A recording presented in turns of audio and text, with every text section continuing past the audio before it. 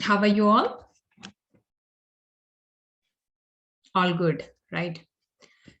Okay, how's our preparations going on? All are getting ready to give your NCLEX exam soon, right?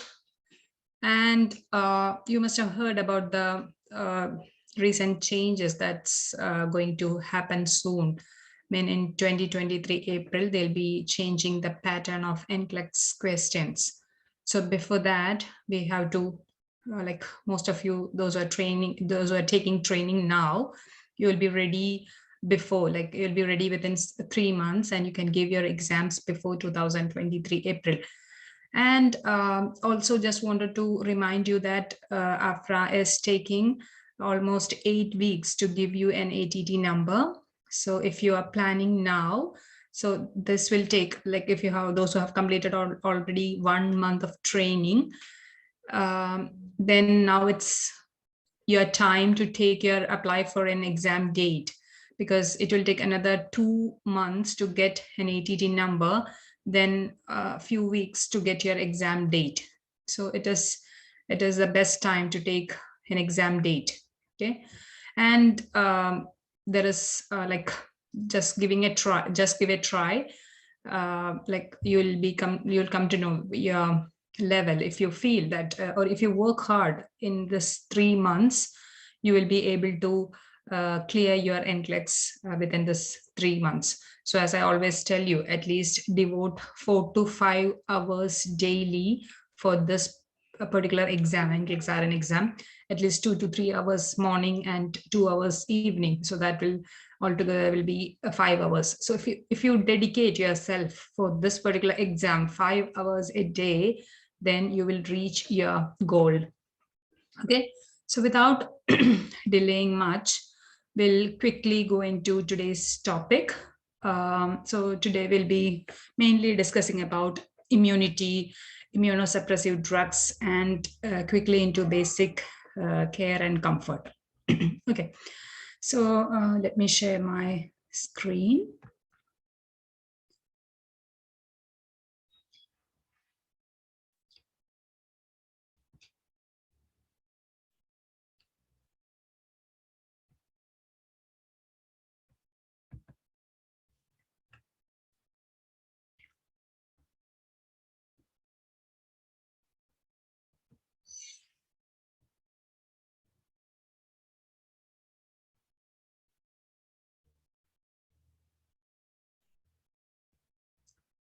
Is it visible?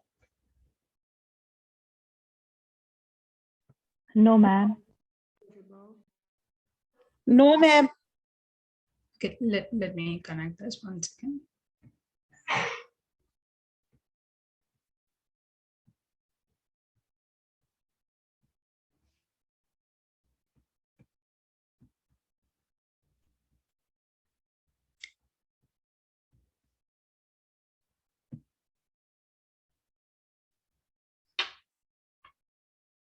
Now?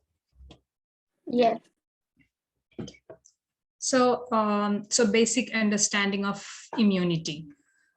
So we all know that immunity is needed for a better living, and we have different types of immunity, and some immunity we acquire by some vaccination, but whereas some others we have something called innate immunity. That means by birth we are getting some immunity. So we'll quickly see what are those immunity, and will be discussing further into NCLEX point of view about immunity.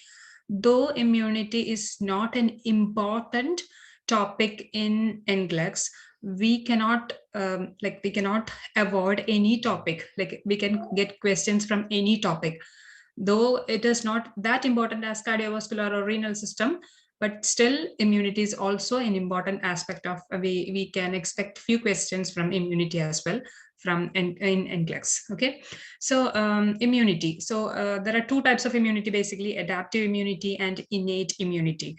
So can somebody tell me what is innate immunity? Innate immunity. Innate. By birth?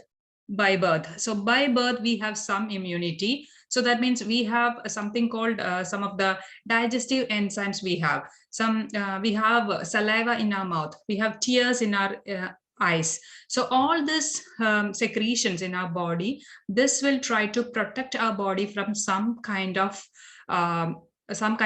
infections and some microbes. So this altogether constitute your innate immunity.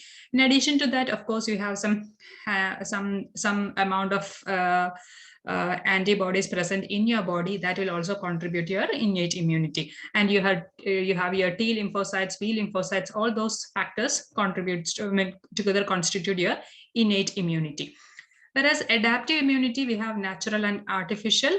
Natural immunity, in adaptive natural immunity, we have passive and active. So passive immunity, this we are getting from our mom. Okay, so when usually when the fetus is in mother's womb, when this antibodies are usually transferred from mother to fetus during the pregnancy, what time there will be transfer of immunoglobulins from mom to the child will be happening? Any idea? Is it the beginning of pregnancy or at the end of the pregnancy? Any guess? End of the pregnancy. So it is usually in the last trimester. Mainly the antibodies will be transferred from mom to the fetus, and this is because this is important because in case of immature or preterm babies, thus immunoglobulins which are not transferred properly from mother to the fetus, because their birth will be taking place before 37 weeks of gestation. So because of that, their immunity will be very low because they are not getting adequate immunoglobulins from their mom, and also their immunity, their immune system will not be matured enough. So they are at higher risk of developing infections. And whereas natural active infection, a natural active kind of immunity, how we are getting that? It is through some infections. So for example, if you have a chickenpox infection, that's a kind of natural, because of some infection, you're getting your immunity. And whereas artificial immunity, this is by passively transferring antibodies. Suppose you must have heard that those who already had corona, their blood they are collecting, their plasma they are collecting, because they have rich antibodies in that, and they are doing plasma transfer to the other people, those who are not having COVID or corona infection. And there is something called artificial active immunity. This we are getting by inoculating or by injecting small amount of live attenuated or live dead kind of virus particle into the body of a human being. Then our body will be producing antibodies against it. So that is basically happening in immunization. This we all know, and just wanted to quickly review this. Then moving on to innate immunity, as I already told you, this is by birth. All the organs and secretions contributes to innate immunity, like gastric acid, salivary gland, lymphocytes, and monocytes. These are our fighter cells, or WBCs, mainly responsible for our innate immunity. And must have heard about anaphylactic reactions, right? So for some people, if they take something, or if so all of a sudden they'll be responding very drastically or very badly to a particular situation or to a particular thing. So that kind of reactions are known as anaphylactic reactions. In anaphylactic reaction, mainly what happens is this will decrease the tissue perfusion and will cause vasodilation. So this is what is happening in anaphylaxis. Okay, so there are under anaphylaxis, we are mainly discussing two types of hypersensitivity reactions. The first is type 1 hypersensitivity. This is in this mainly what is happening is there will be a release of histamines. Okay, and this type 1 hypersensitivity, this requires a previous sensitization. Say for example, if your this is mainly happening in people with asthma. You must have seen, like, initially those who are having asthma, they will be slightly sensitive to dust or some allergens. So they'll be just sneezing, or there will be mild reactions that will be happening. Whereas if they are not treated properly, at a particular point there will be a severe reaction to that particular things. So there will be a slight exposure to that particular allergen previously. So that kind of reactions are known as hypersensitivity reactions type 1. Whereas type 2 hypersensitivity reaction, there is no need of previous sensitization for this. And this is mainly this cases mainly we can see in case of any insect bite, or immediately then before any diagnostic procedures, like if you have to inject an IV contrast, if suddenly the patient develops a type of reaction to that usually comes under type 2 hypersensitivity, where there is no previous exposure or sensitization is not required. Main signs and symptoms, so we know that it is mainly our body will be producing large amount of histamine. Histamine is mainly responsible for vasodilation. So there will be vasodilation, especially in the periphery. So if there is peripheral vasodilation, what will happen? Whether the heart will be getting adequate blood if there is peripheral vasodilation? No. So the heart will not be getting adequate blood because all the peripheral vessels are dilated. All are blood vessels, including all the lower body, lower veins and arteries. Everything is dilated. So the heart will not be getting adequate blood to pump. So what heart ultimately, or what happens is blood pressure will be dropping, and the heart will try to pump more and more, like there will be a tachycardia for the patient, and there will be swelling because there is pooling of secretion in the periphery, and especially in the lower extremity there will be swelling. And the same way there is no adequate blood supply. So what happens in the lung is there will be airway obstruction, and in the body mainly with anaphylactic reactions there will be itching. That's one of the first response, that the body shows as itching. And bronchoconstriction, because there is less blood supply to the vital organs, there is a chance that there will be bronchoconstriction. And GI system, there will be increased motility, so the bowel movements will be very fast, and there is a chance of vomiting and diarrhea for the patient. So these are the signs and symptoms of anaphylactic reactions. And how we manage. Okay, so NCLEX point of view, you have to keep in mind this acronym, that is ACT FAST. Okay, ACT FAST. If there is a question on any anaphylactic reaction, you will be about the management of an anaphylactic reaction or hypersensitivity reaction, you'll be keeping this acronym in your mind, that is ACT FAST. Okay, the first is allergen. If there is any allergen, the exposure to allergen must have caused that particular reaction. So remove the allergen and checking the airway. That's the letter A indicates. Check the airway of the patient, and also remove the allergen from the exposure of allergen has to be removed. And C for an active response, or called for an rapid response, or starting CPR. If the airway is obstructed, if there is no breathing, definitely will be starting with CPR. And T for Trendelenburg position. We know that the patient is having a peripheral vasodilation. That means the blood is not coming back to the heart. Okay, all the vessels in the periphery is dilated, and blood is not coming to the heart.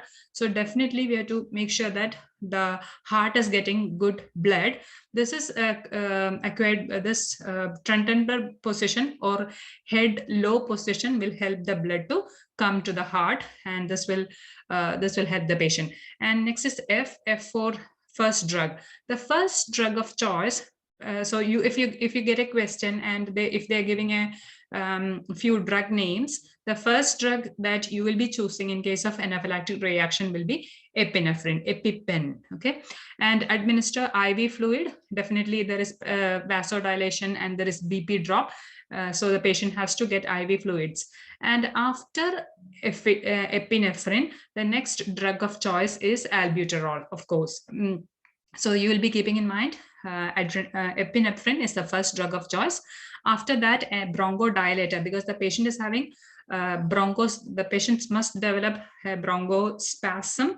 So to relieve that, albuterol or a bronchodilator has to be given. Antihistamine. So it is basically the increased amount of histamine is causing all these issues. So an antihistamine to relieve the effect of histamine and also to reduce the itching and other reactions. Corticosteroids will be usually giving on a long-term basis. Like if we know that you must have taken care of patients with bronchial asthma. So on long-term basis, if the patient is asthmatic, we will be giving them, or the healthcare provider will be prescribing them on a corticosteroid. So so that is a long-term therapy. Okay, so the first thing, epinephrine always if there is an anaphylactic reaction, then comes albuterol, then antihistamine, and corticosteroids always on a long-term basis. It will take time for its action. So it is on a that will be for a long-term therapy. Stay and monitor. So that means you'll be checking the patient whether the patient is coming back to the normal, or how well the patient is responding to the situation. And T for teaching the patient about the so that many of the patients, they may not be knowing that they are sensitive or they are allergic to some of the particular things. They may not be knowing whether they are allergic to some food or some latex, or so it is our responsibility to teach them that you are allergic to this particular, identifying or performing a particular allergic test and identify the particular thing to whom toward that patient is allergic, and that is allergy test. And if the patient is allergic, it is better to carry a bracelet always, so that if there is any anaphylactic reaction happens, it is easy to remove the particular allergen from the site of that patient. Okay, so always so these are the points you'll be keeping in mind in case of you're getting a question from any anaphylactic reaction or anything related to the management of anaphylaxis, hypersensitivity, and stuff like that. Okay, so you must have seen EpiPen. EpiPen is extremely common. This is a part of our first aid kit, and I have seen many mothers carrying EpiPen in their bag, because most of the children like they are allergic to something or the other.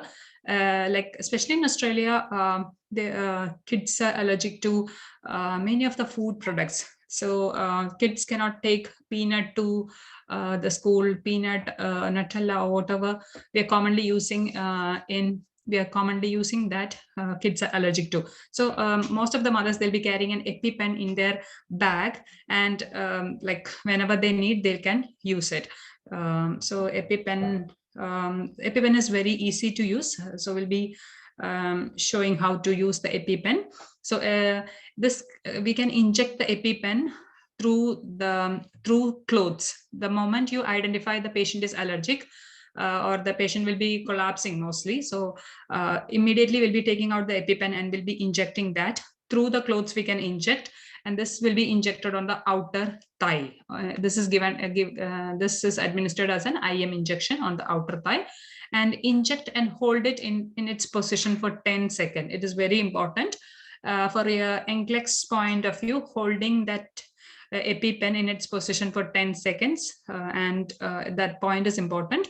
Massage the injection site for 10 seconds. So after holding it for 10 seconds, then you will be gently massaging that for another 10 seconds. Repeat the EpiPen injection for every 5 to 15 minutes. If the patient is still having hypertension, if there is bronchoconstriction, then we have to repeat the injection in every. We'll be checking continuously. We'll be checking the patient for act fast. Then if it is not responding, we'll be giving another injection of EpiPen. Store EpiPen in dark place at room temperature. So it's very important to keep the EpiPen or not exposing the EpiPen to sunlight. If we cannot manage, if this is happening in an not in a hospital setting, we have to immediately call 911 for emergency contact. Some of the side effects of EpiPen, is tachycardia, palpitation, and dizziness. These are the side effects of EpiPen. So this will be keeping in mind. Okay, just to wake you up, the first question, who is answering? Samriddhi? Can you read it? Yes, ma'am. Can you read the question? Which assessment finding indicate to the nurse that a client is experiencing anaphylactic shock? First one is The first option is hypertension. hypertension, bradycardia, oliguria, stridor, and restlessness. Anaphylactic shock. So the main culprit is histamine.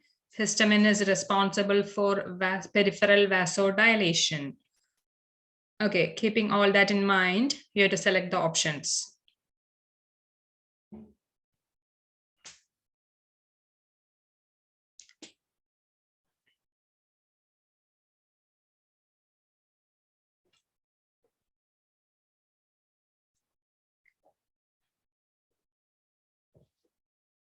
Samriddhi, you want to try? First option, whether the first option will be correct.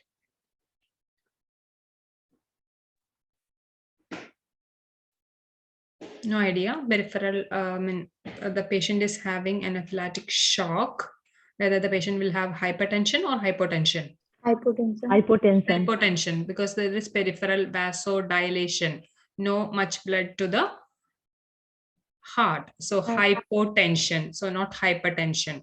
So we cannot select hypertension. Okay, next. Tachycardia, not bradycardia. Yeah, so there is no much blood to the lung, so lung is also struggling. So definitely tachycardia, not bradycardia. What about the third option?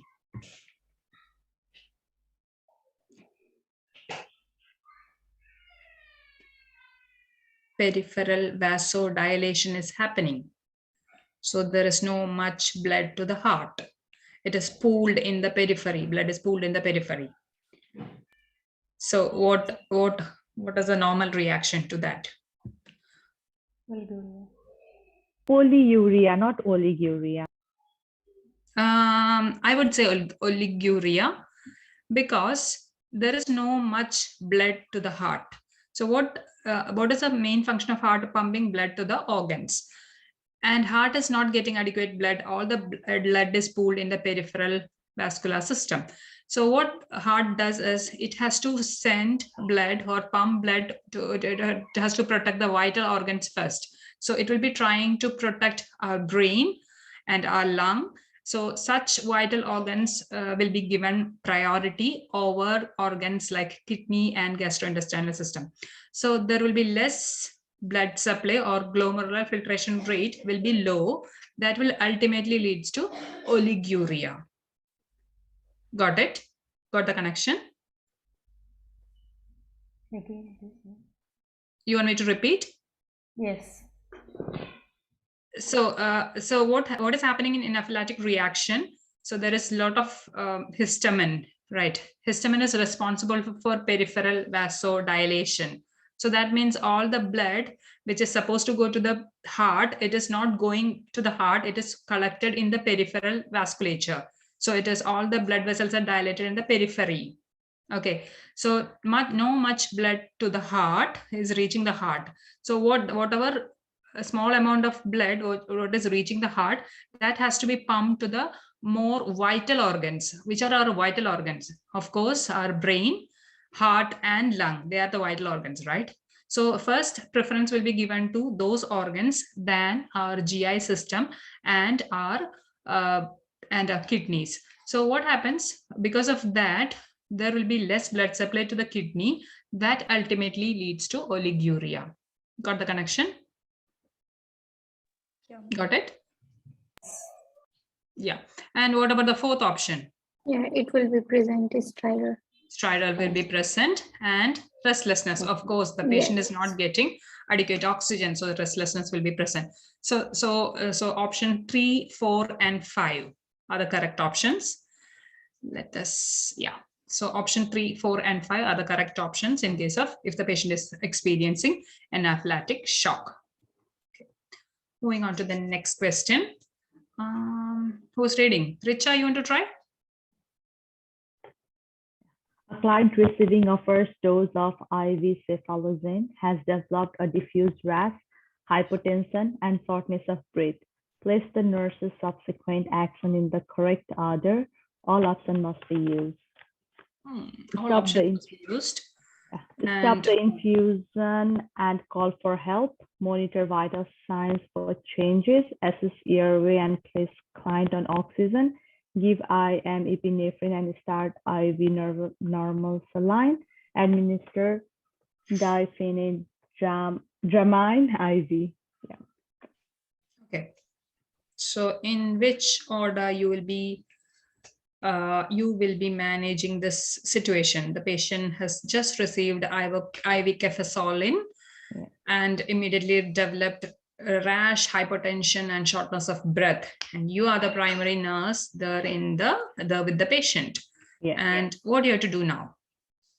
First, stop the infusion and call for help. Definitely, that's a first action. So whatever has triggered an anaphylactic reaction, we are stopping. We are completely stopping that infusion, and we have called for help. Okay. Yeah, and assess airway and place the So client that's and the first oxygen. thing. Airway protection is our priority. So assess airway and place the client on oxygen. Okay. Yeah, and then give IV epinephrine and start IV normal saline. Okay. So Yeah. yeah. After that, monitor vital signs for changes, and then at last administer diphenhydramine IV. So is that five? I Two, think four? first administer diphenhydramine and then only monitor vital sign for change. Yeah. So first you're stopping.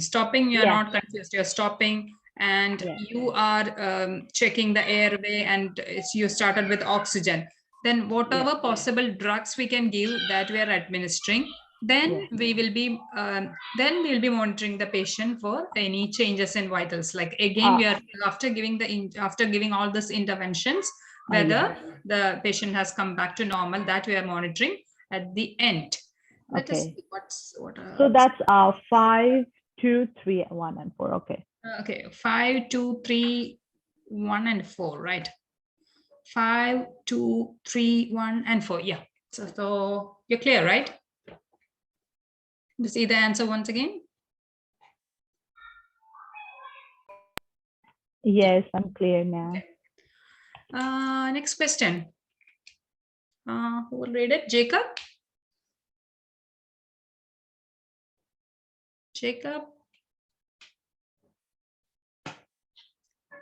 Jacob has gone for evening duty. Okay. Pratiksha. Yeah. A client allergic to bee stings was stung about 20 minutes ago at a picnic. Based on the assessment data, the nurse anticipate which immediate actions, select all that apply.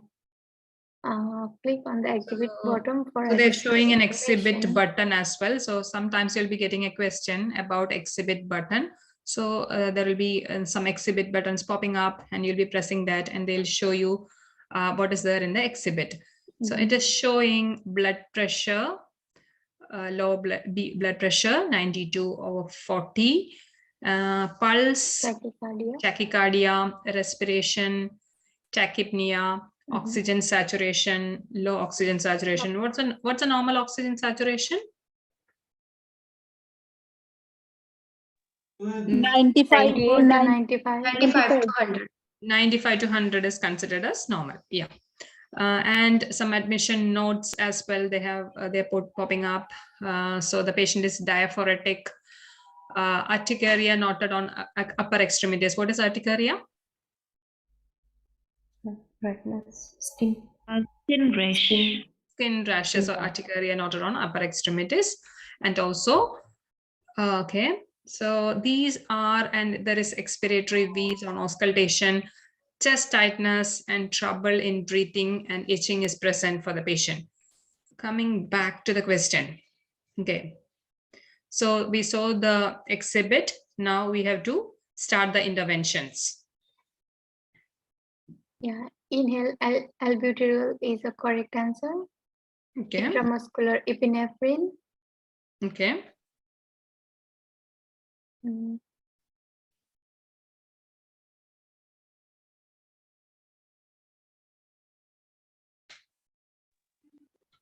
I'm not sure about option 3. Option 3, you're confused. Okay. So when we discussed the theory, we learned that if the patient is developing an anaphylactic reaction, the first response should be which drug? Epinephrine. Epinephrine, that followed by? Albuterol. Albuterol. Then? Antihistamine. Antihistamine. Then? Corticosteroid. Corticosteroids. Okay, so methylprednisolone comes under which category? Corticosteroids. So we are selecting first, second, third option. What about the fourth option? Intravenous metoprolol. Because low BP. Due to low BP. It is, yeah, the patient is already having low blood pressure, and intravenous metoprolol is not, we should not administer. And on top of that, metoprolol is a kind of beta blocker, so it will further increase bronchoconstriction. So metoprolol we are not going to administer here. What about the fifth option, nitroglycerin? No. Why? This one also. It also lowers the blood pressure. It also lowers the blood pressure. Antihypertensive drug. Yeah, what basically happens is nitroglycerin is a vasodilator. Already there is vasodilation if the patient is having any allergic reaction. So on top, if nitroglycerin, if we administer, the further the BP will drop down. So we are not administering metoprolol and nitroglycerin. If you just know the action of those drugs, you will be able to score full marks in this question. Okay. Quickly into the next condition that comes under immune system, that is systemic lupus erythematosus. Have you heard about this condition, systemic lupus erythematosus? It's a common condition, right? Yeah. It's an autoimmune disorder. So autoimmune, that means our body is producing some antibodies against its own cells. Okay. So that is autoimmune disease. So there is no much treatment for autoimmune disease, managing the symptoms and preventing complications. That is our basic management of autoimmune diseases. Mainly symptoms. The moment you hear the term systemic lupus erythematosus or SLE, you will be remembering when you're in your graduate level, you must have learned those butterfly rashes on the patient's skin, right? Especially on the face, there will be a butterfly rash. I always remember that the lady with a butterfly rash on her face that is popping up on the textbook. Okay, so that's how I remember this systemic lupus erythematosus or SLE. So this is mostly will be seeing a skin rash, that is a butterfly rash, and also the patient's joints and skin is affected. There will be swollen joints. The patients will be extremely fatigued because there are antibodies against our own blood cells and all other cells. So extreme fatigue, skin rashes, and kidney issues. The main issue or the main problem that can, or the main complication that can develop in a patient with systemic lupus erythematosus is the problem with the kidney, that is lupus nephritis. So that's a serious complication that will ultimately lead to kidney failure and the death of the patient.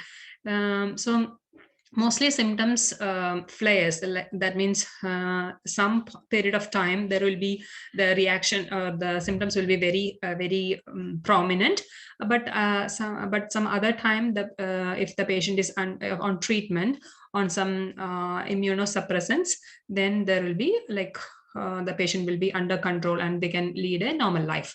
SLE ranges in severity from mild, that means just affecting the skin, muscles and joints, to severe condition, that means affecting the kidney, heart, lungs. That means the major organs can be affected by systemic lupus erythematosus. So as I already told you, the butterfly rash is a typical thing that you will remember if a question comes from SLE. So how we diagnose SLE? So it is an autoimmune response. So that means there is some inflammatory reaction that will be happening in your body if you have SLE. So that means your own body is producing some antibodies. So definitely your ESR, that means erythrocyte sedimentation rate, will be high.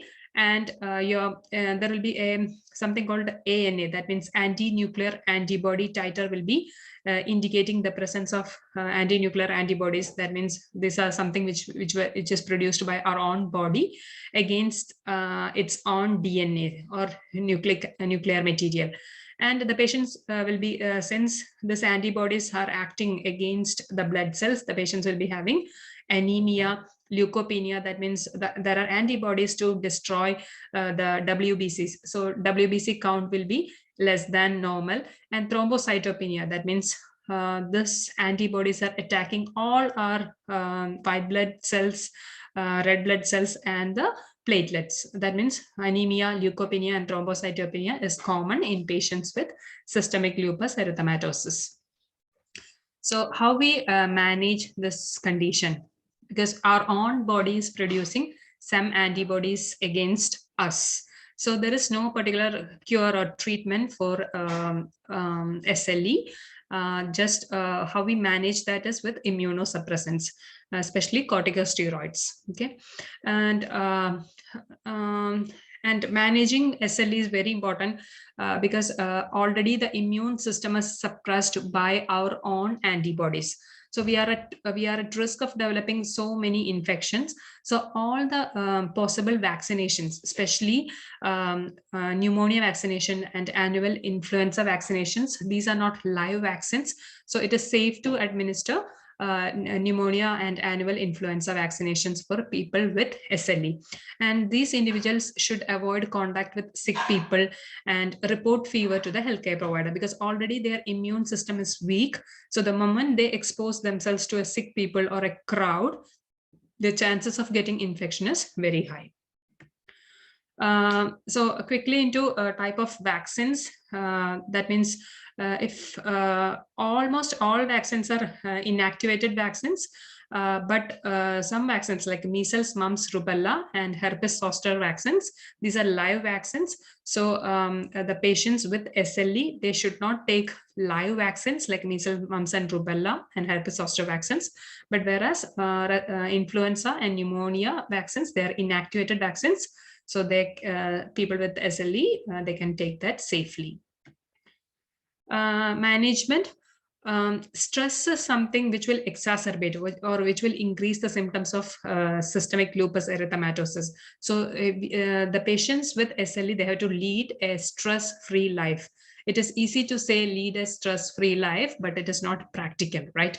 So at least try to avoid stress and try to sleep at least 7 to 8 hours a day. No smoking, no alcohol, adequate exercise every day, and adequate rest is also important if the patient is having systemic lupus erythematosus. Sunlight is another villain. Sunlight exposure will exacerbate the condition, and there will be rashes will be prominent if the patient exposes themselves to sunlight. So avoid exposure between 10 a.m. to 4 p.m. And protective clothing and sunscreen application is recommended for patients with SLE. Another tricky question that can come for NCLEX is SLE is having SLE, the patients with SLE, they are having some rashes over their body, whether that has to be cleaned with antimicrobial soap or antimicrobial lotion. That's a tricky question that can come. Since it is not a bacterial or viral infection, it is just an autoimmune reaction. There is no need of using an antibacterial soap or a particular lotion for treating this skin reactions. Just a mild soap and warm water should be enough for SLE. Okay, question and answer. We will read it. Gibbons.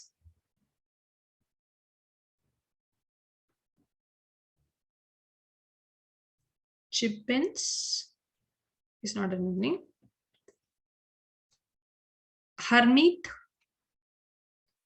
cow. Come on, you guys, if you are not participating, the class will be so boring. I don't want you to answer it, just read it out. Can I read? Yeah, Samriddhi, you have already read, right? Yeah.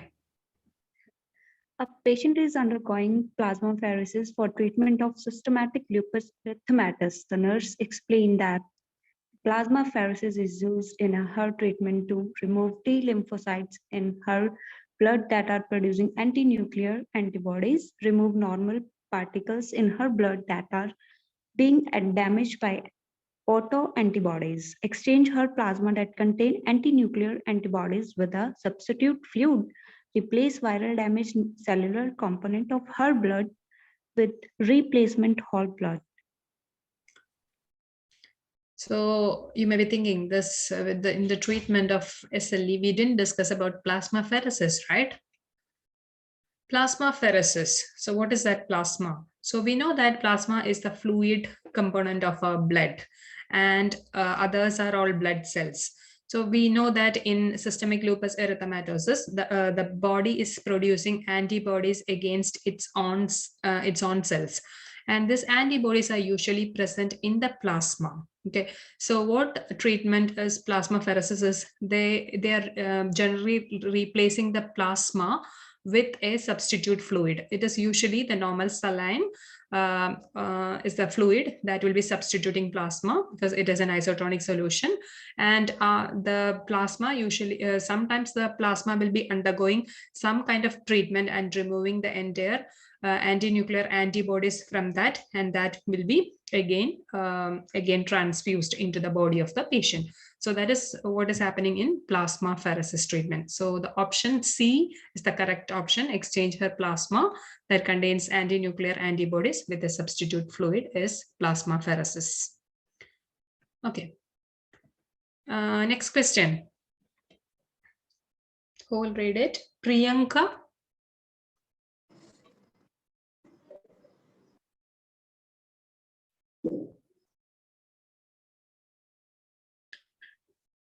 Priyanka is not attending. Can I read? Yeah.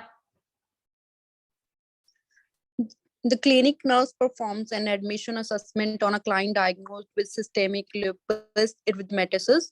Which characteristic cutaneous manifestation of SLE would the nurse most likely assess? First one is butterfly shape rash, petechiae, pruritus, and urticaria.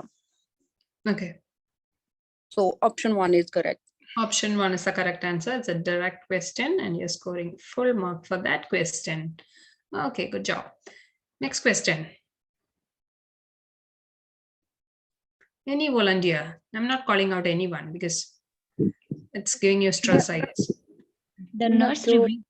Oh, if I'm doing that, there will be so many people, they'll be colliding with each other. I don't know. So somebody give a chance to the other girl because you already read 2, right? Yeah. Okay. The nurse reviews the serum laboratory result of a client who was seen in the clinic 2 days ago for the worsening joint pain from a flare of systemic lupus erythematosus, which result is of greatest concern and prompts the nurse to notify the health care provider. creatinine of 1.8 mg per dl, 159 UMOL per liter, elevated erythrocyte sedimentation rate, positive antinuclear antibody titer, white blood cell count of 3,600 per mm. Okay, so okay, now Navjot has read it, right? So Navjot, here you are the nurse. You are reviewing the lab result of a patient who has come 2 days ago to your clinic with a worsening joint pain from SLE.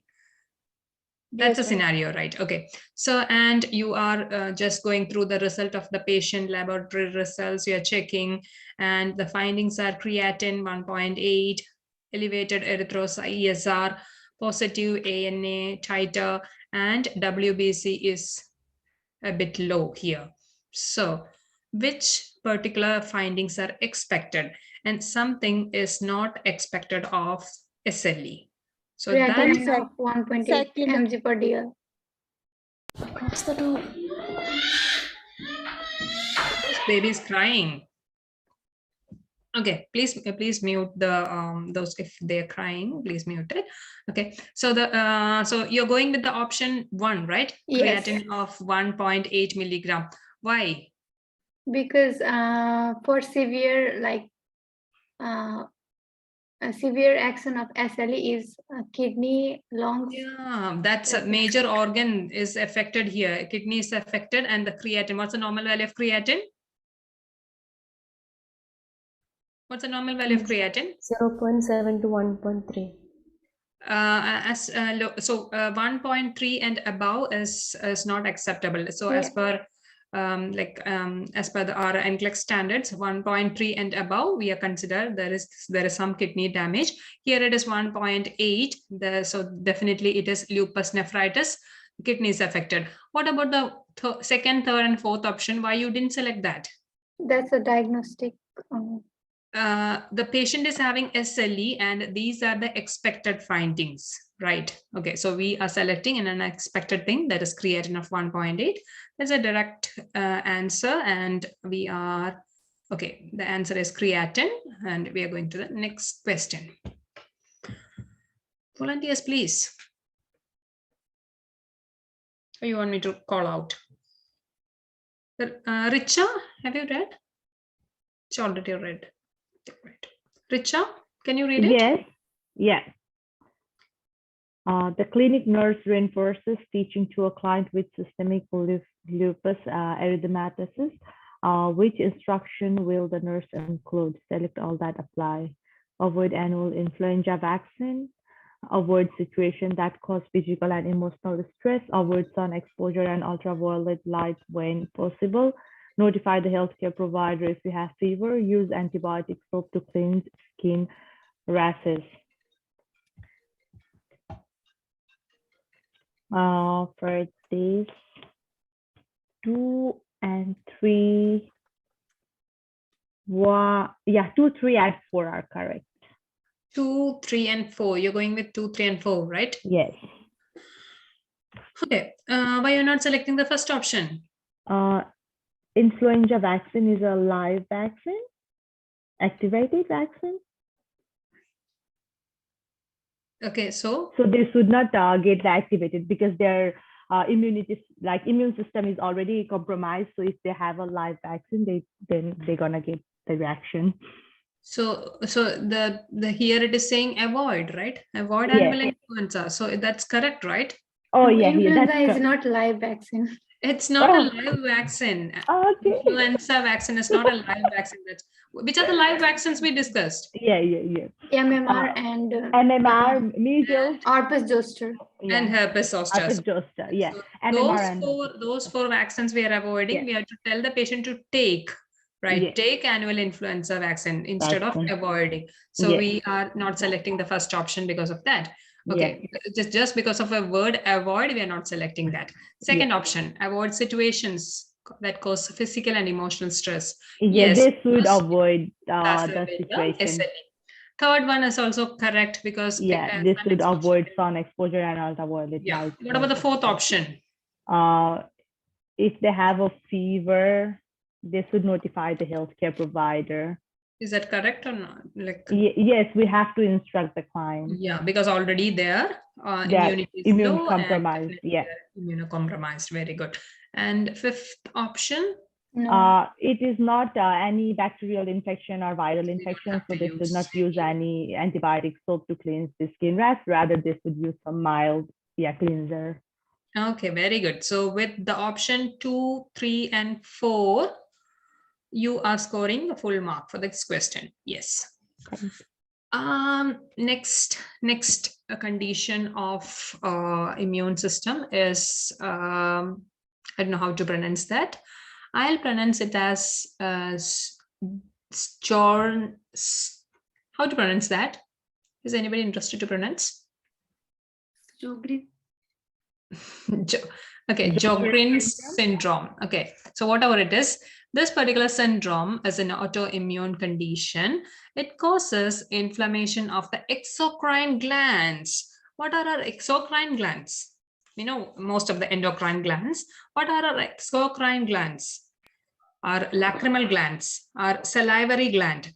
So these are the typical sweat glands. So these are the examples of our exocrine glands. Okay, so this will result in decreased production of exocrine gland secretions, especially tears and saliva, and that leads to dry eyes. So dry eyes is a scientific term or medical term is xerophthalmia, and dry mouth, that is xerostomia. Okay, so everything will be dry skin, dry eyes, no saliva. So this is a condition. This is known as Sjogren's syndrome. Okay.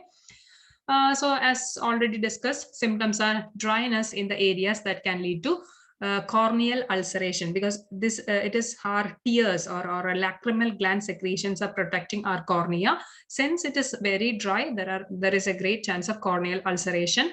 And we know that we have saliva. Saliva is a kind of moisturizing everything in the mouth. If you don't have saliva, there is a great chance of dental caries and oral thrush. Thrush. What is oral thrush?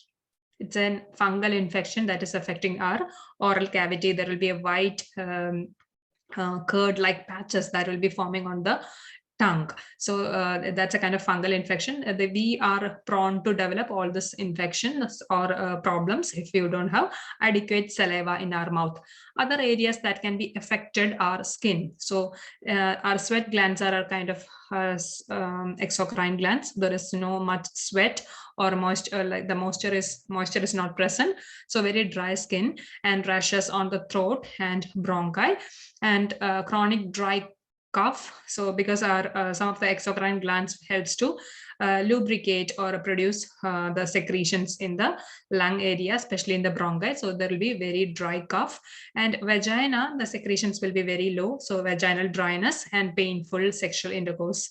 So these are the problems of patients with Sjogren's syndrome.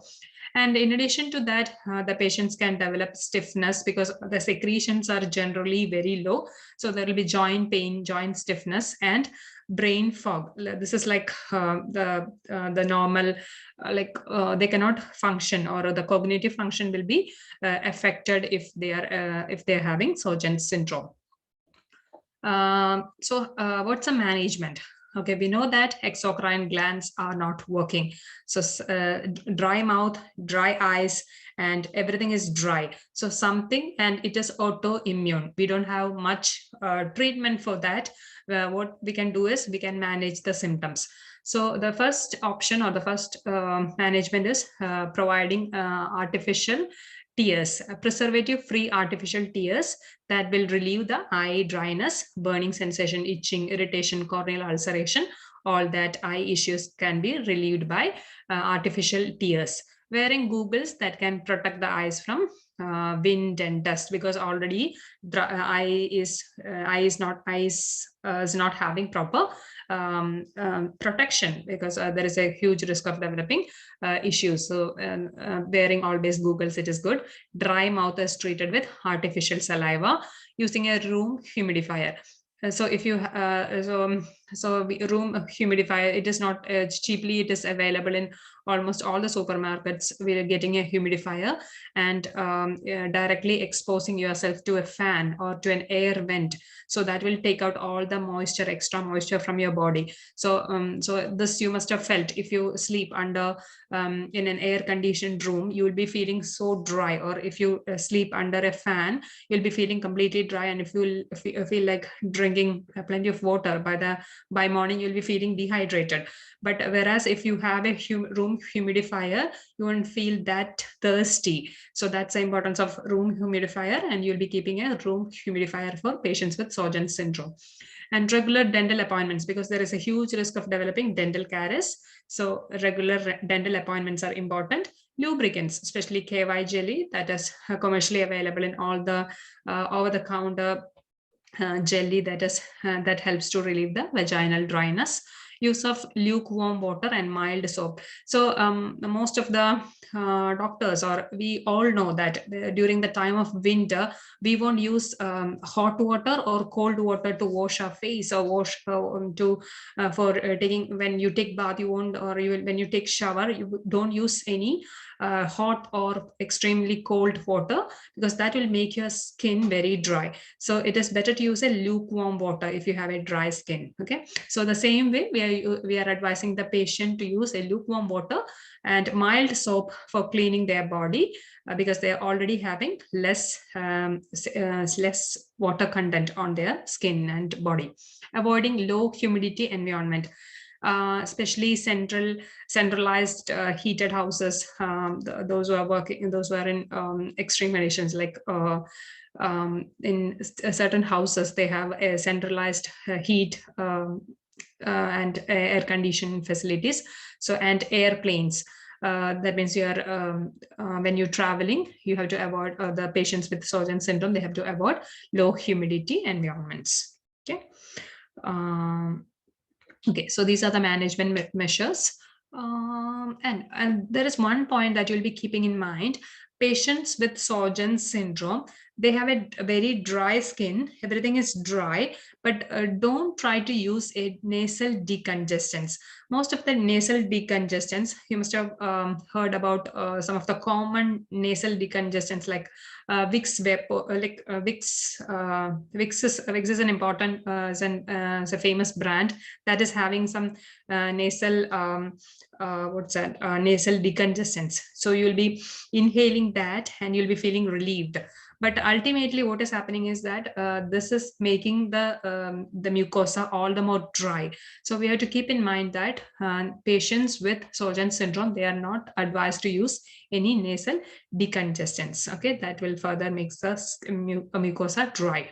And all the irritants, the patient has to avoid all the irritants like coffee, alcohol, tea, perfumes, all such irritants the patient has to avoid. And carbonated beverages like our Coca-Cola, Pepsi, or whatever, they have to avoid that, because all the more the patient will be getting dried with those carbonated beverages. And some of the artificial juices they should avoid. Instead of that, they can take sips of water and fresh juice. Okay. So next question. Kajal, can you read it? Kajal, is she attending? Yeah, can you read this question? The nurse is planning teaching for a client newly diagnosed with Sjögren's syndrome. Which measures will the nurse include in the teaching plan? Select all that apply. Number 1, chewing sugar-free gum or using artificial saliva. 2, scheduling regular and dental examinations. 3, showering with lukewarm water and avoiding harsh soaps. 4, using over-the-counter decongestants and alleviate nasal symptoms. 5, using over-the-counter lubricants to ease vaginal dryness. Okay, so it is a select all that apply question, and the patient is having Sjögren's syndrome. And the patient teaching by the nurse. So these are the key terms that you have noticed. And it is a new patient with Sjögren's syndrome. And nurse is giving few teachings. So which all points as a new nurse will be including? Who wants to try? Kajal has read the question. Who wants to try the answer? Direct question. Just now we discussed. Easy. Who wants to 1, try? 2, 3, 5. 1, 2, 3, and 5. 3, and 5. Only 4 you are not selecting because nasal decongestants will cause dryness of the mucous membrane. Okay, you're getting the full score, Linimol. Then moving on to the next question. Who wants to read? Lakshmi?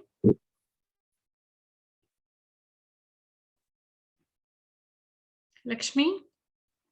I have 66 I have 29 participants and only Linimol, Samriddhi, Richa, and only few are answering or a few are coming up. Why it's so? It's a weekend. We all are exhausted. Nurse. Any volunteers can read? Clinic nurse examined a client with a tentative diagnosis of primary Sjogren's syndrome, which finding observed by the nurse could most likely be associated with this syndrome. First one is dry eye and mouth. Second one, low back stiffness. Third, multiple tender points. Fourth, thickening of the skin. Okay.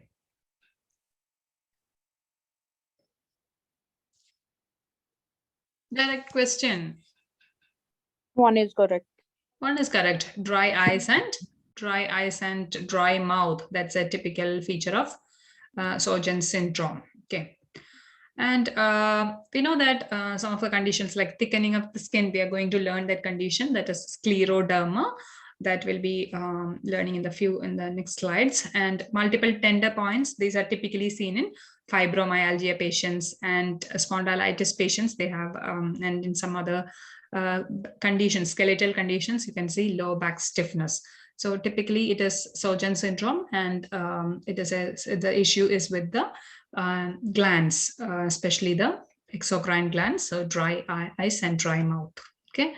Next condition that we discuss is scleroderma.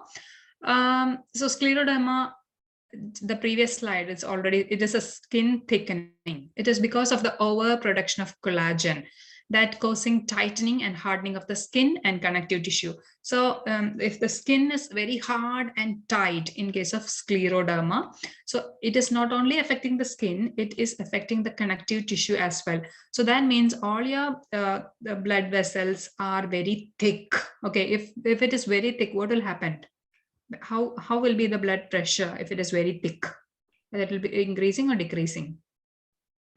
Increasing. Okay, so the issue is with the scleroderma is that it is a thickening of skin and connective tissue, and the main thing you will be keeping in mind is that your blood pressure, the patient's blood pressure will be high if the patient is having scleroderma. It's a progressive disease without cure because it's an autoimmune condition, and the main aim is managing the complications. Scleroderma is a rare condition. It mainly affects women and at the age between 30 to 50. Symptoms include tightening of the skin, joint pain because the skin is very stiff in that area.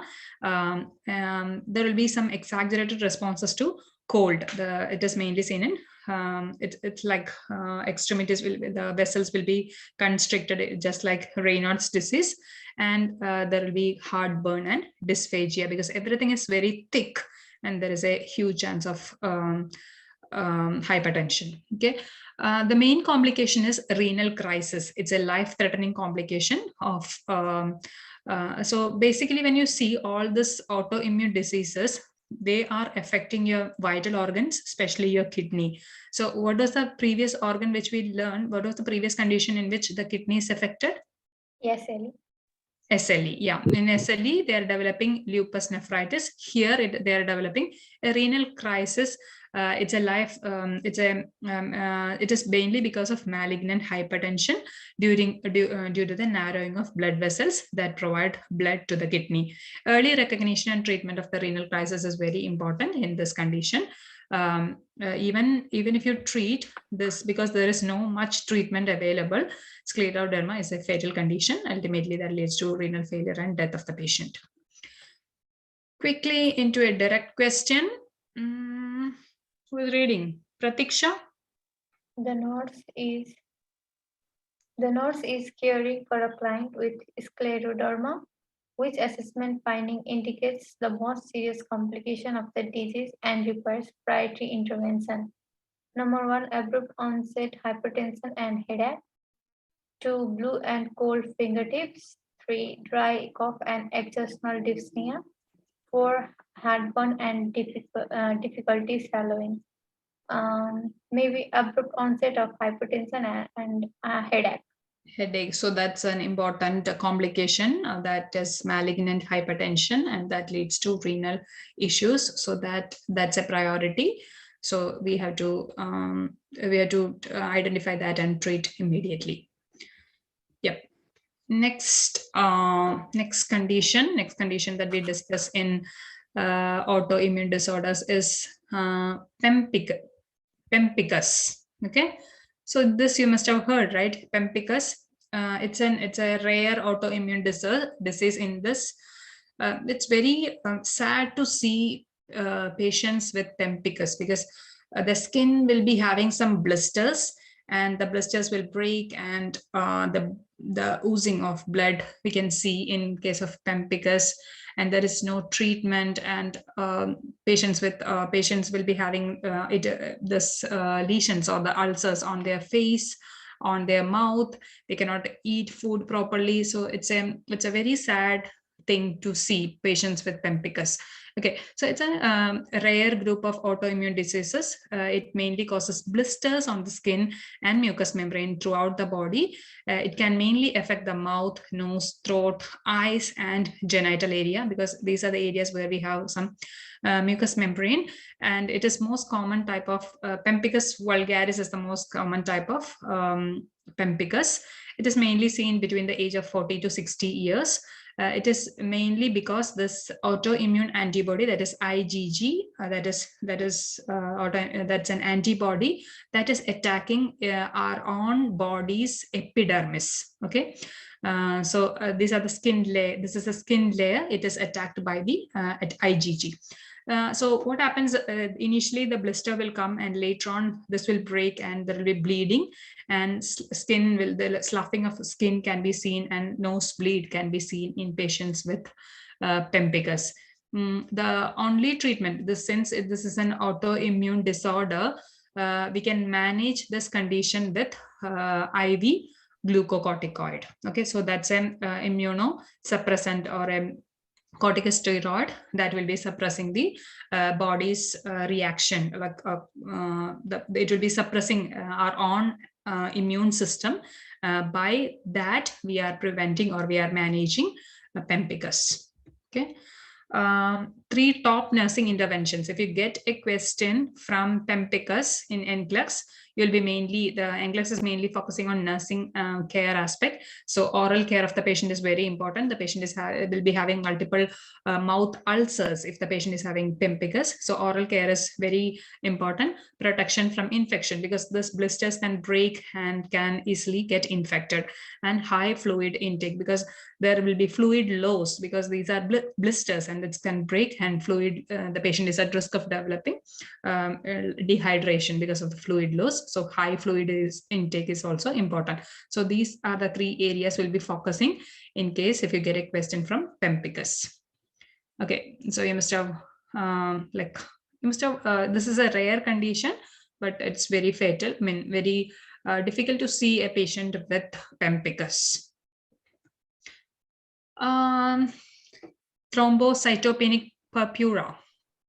So what is thrombocytopenia? Thrombocytopenia. Decrease looking count. Thrombocytes. What are thrombocytes? Thrombocytes? Platelet count. Yeah. So thrombocytopenic purpura means thrombocytopenia is low platelet, right? It's a condition in which the platelets are destroyed by our own immune system. The low platelet count is caused, so low platelets. What is the main function of platelet? Why we have platelets in our body? What is the main function? Blood clotting. Blood clotting. So if there is less, what's the normal value of platelet in our body? 1.5 to 4.5. 1.5 to 4.5. So if there are low platelets, there will be low, there is a huge risk of bruising and bleeding from the body, which may cause some purple areas in our skin. So that means purpuric rashes we can see. And it is also seen in the mucous membrane. So wherever we have mucus, there will be some purple color rashes we can see. And also on the outer lining of the organs. It is not only seen on the skin, it is also seen on the main organs as well. It is called idiopathic because we don't know the reason for this particular thrombocytopenic purpura, because it is an autoimmune disorder. So it is idiopathic thrombocytopenic purpura is the other name, or immune thrombocytopenia. That can be another name that you may get a question based, like it is the same thing. It is thrombocytopenic purpura. Okay. Management, how you are going to manage if your platelet levels are very low, your own body is producing some antibodies against your own platelets, then how you will manage that? So it is they are at increased risk of bleeding. So key teaching. So we have to teach the patient to avoid activities that cause active bleeding. So the first thing is soft bristle toothbrushes. So these are common. Like we are commonly using this. If the patients are having low levels of platelet, always use a soft bristle toothbrush. Gentle flossing. Flossing can also cause bleeding. So when you do the flossing, that means in between your teeth, you'll be inserting a floss and you'll be taking out the dirt from it. So gentle flossing you have to perform.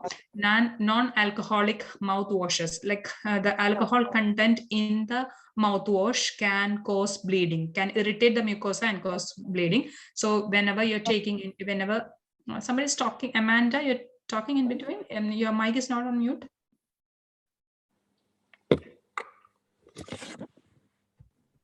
Baby.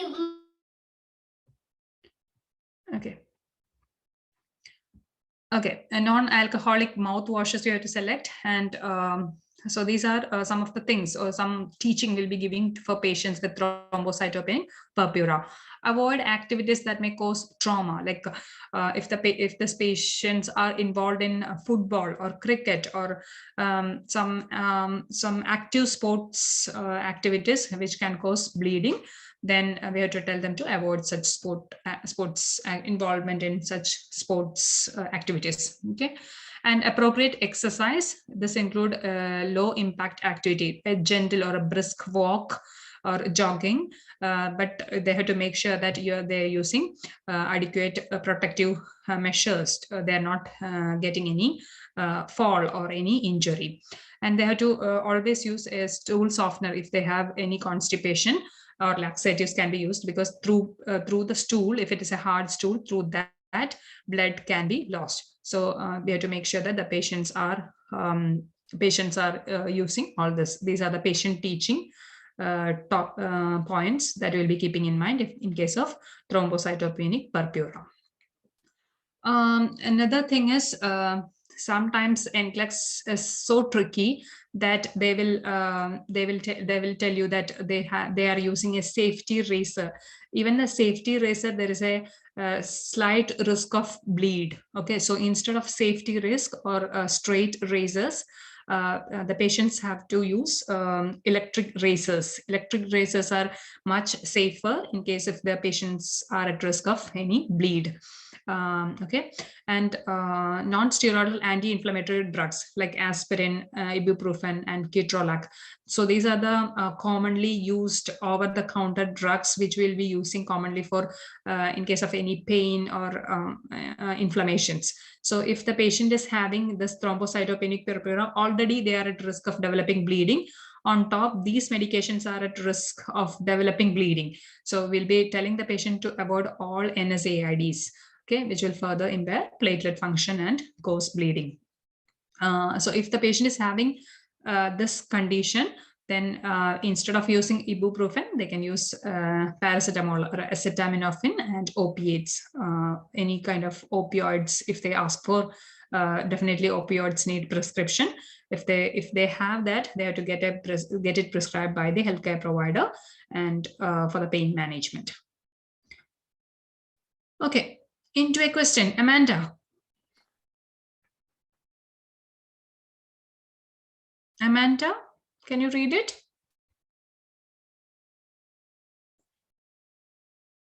Any volunteer?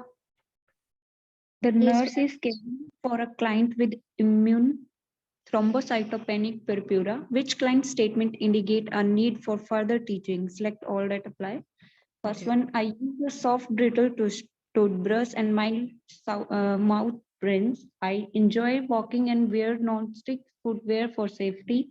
I use a safety razor and gentle shaving cream. Sometimes I get constipated, so I have been taking Docusate. And when I have a headache, I take over-the-counter ibuprofen.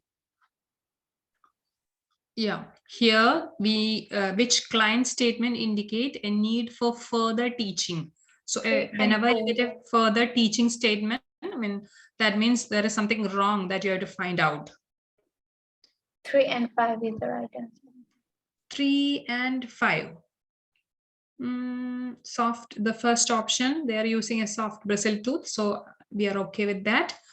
Walking and wearing a non-skid footwear, okay, so they're considering the safety, so that's, they are safe. I use a safety razor, so instead of that they have to use what?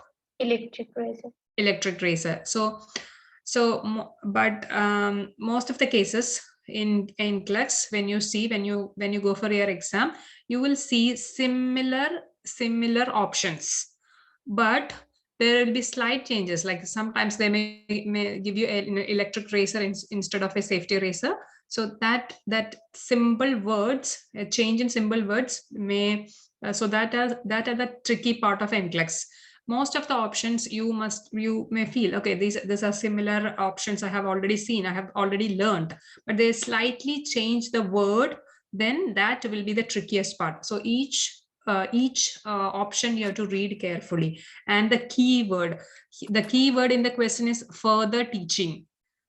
So if it is further teaching, that means you have to find out something wrong. Okay, so in that way you will be connecting and you'll be reading out and like going through each question.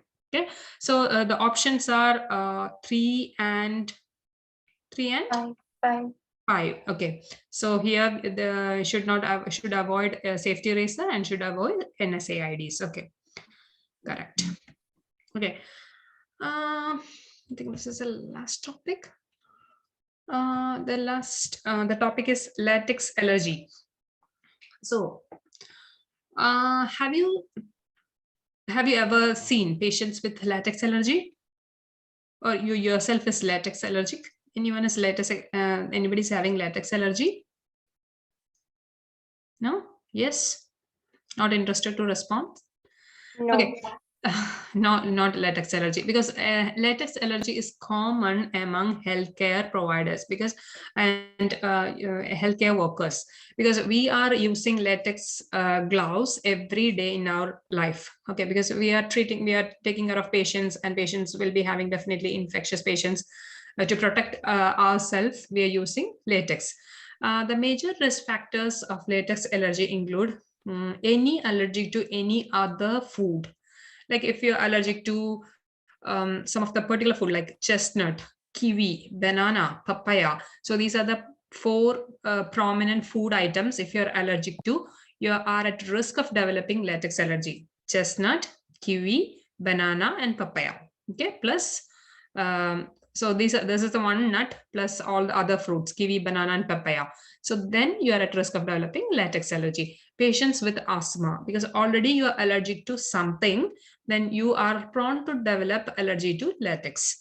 Patients with spina bifida. So this is something sad to hear, because patients are already affected with spina bifida, but so many researchers, they have proved that patients with spina bifida, they are allergic to latex as well. Multiple surgeries, those patients who have undergone major surgeries, if they have undergone more than 2 surgeries, their risk of developing latex allergy, and healthcare professionals. So they may be using multiple brands of this latex glove and other latex particles, like the stethoscope they are using, or catheter they are inserting. So these patients, it is very important to check the latex allergy before inserting a catheter. Recently, one of my colleagues, she was discussing about the latex allergy. The patient was inserted with a catheter, latex catheter. Then they didn't check for allergy. The patient's consent and everything was taken, but they didn't check the allergy. And the moment it was inserted, patient developed anaphylactic reaction. So whenever, we cannot assume that the patient, all patients are okay, or whatever, whether the patient is having mild allergic to anything, that has to be reported, and that must be reported. And the label, like latex, if the patients are having allergy, I have seen in Australia they are using a red band instead of a white patient band. They are using a red band if they are allergic to anything, and that will be noted down in their medical record book. So I mean, in the medication order, they'll be printing a red label saying that this patient is allergic to this particular thing. So it is very important to check the latex allergy of patients. Okay, management latex alert bracelet. Because especially in hospital or wherever they are going, if they're allergic to something, it is better to wear a bracelet which is indicating to which particular product they are allergic to. And avoid all latex containing equipments. So this point we have already discussed. If the patient is allergic to, make sure that we are not at all using any latex containing equipments for patients, even for blood pressure cough. You can see that some part of the blood pressure cough that is having some rubber particles. So that can be latex, and that the patient can develop anaphylactic reactions. Littmann stethoscope. When you see our stethoscopes, which we are using commonly, that will be having that is of Littmann's, that's a brand name, Littmann stethoscope. That will be written, letter L will be written on the stethoscope. So Littmann stethoscope, they have checked they are using the product which is not latex. So it is safe to use a Littmann stethoscope if the patient is allergic to latex. Schedule first on operation list. It is because if you're taking a patient who's allergic to latex on the last to an operation theater, there'll be some particles of latex, even though you are not using any latex for this particular surgery. Somebody has some doubt now. Yes, ma'am. Yeah, what's that? Ma'am, I cannot understand about the Littmann stethoscope. It is safe for latex allergy, or it is not safe for latex allergy? Littmann stethoscope is safe. It is safe. Okay, thank you, ma'am. That particular brand is safe for patients with latex allergy. But most of the stethoscopes, if you see, it will be Littmann stethoscope. Okay, so you must have seen that. You must have noticed on the diaphragm part of the stethoscope, they have written Littmann, that letter L, you must have noticed. Okay, so that is Littmann stethoscope. And schedule first on operation list. This is because if you're not taking this patient, you must have completely cleaned the OT, but already there will be some particles of latex which will be remaining if you are taking last, or if you're taking after any other patient who are normal.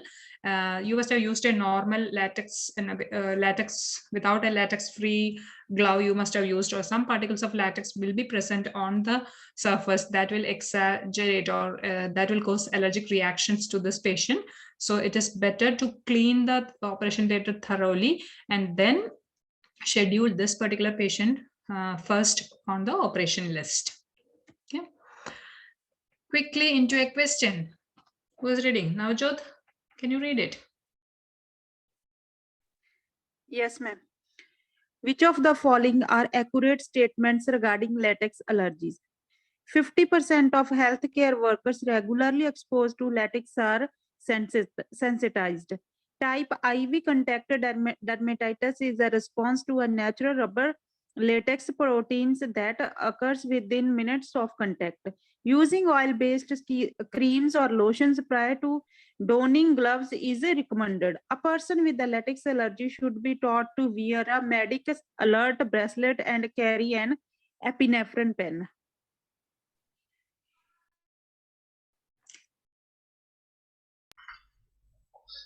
Yep. Option D. I think it's not a select all that apply question, so only one option is correct. So, which we will be Option D. selecting the best option. Option D. Option D, a person with latex allergy should be taught to wear a medic alert bracelet. I told you about the healthcare workers. They are allergic to latex as well, but it is not specifically saying that it is 50%. So that's why we cannot select that option. Okay, so the best option is option D. One more question. Who will read it? We can see Fiona. Yes, ma'am.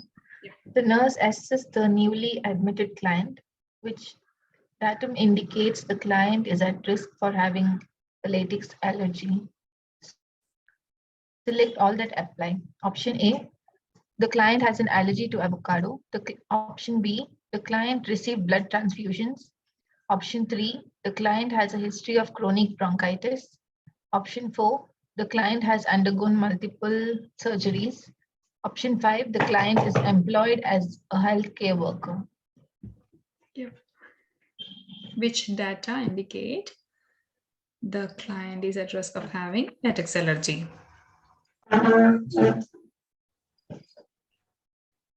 Option 5? No. It is a select all that apply question. So you will be selecting all the possible answers. First, 4 and 5th. First, 4 and fifth. fifth option. Option 5. So what are the risk factors for developing latex allergy? Any allergic to some food items? What are the food items we discussed? Not kiwi, Nut. banana, and papaya. Banana, Banana, papaya, and Grapes. kiwi, banana, papaya, and Nut. nuts, right? Whether they mentioned avocado? No. No. I'm not sure. Let me. Okay, so we'll keep that option there. Second option. The client received blood transfusion. The client received blood transfusion. Whether we'll go for the client received blood transfusion. Whether blood transfusion has any connection with the latex allergy? No. No, ma'am. No. Okay. The third option, the client has a history of chronic bronchitis. Yes, asthma. Patient with asthma is prone. But it is clearly saying the patient with asthma, right?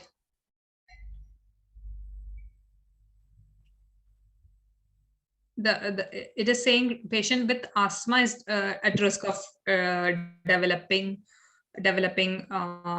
latex allergy, not any other respiratory conditions. So we cannot select that. First, second, and third. I'm not okay with that. I'm not sure, but we'll check the answer. Fourth option. Yes. Client has undergone multiple surgeries. Definitely, we have learned already that multiple surgeries, they are at risk. And fifth option. Yes. Healthcare provider, they are at risk. Though they are not mentioning the exact percentage, the healthcare providers are at risk. So you are going with 4 and 5? 4 and 5, yeah. First, 4 and 5th.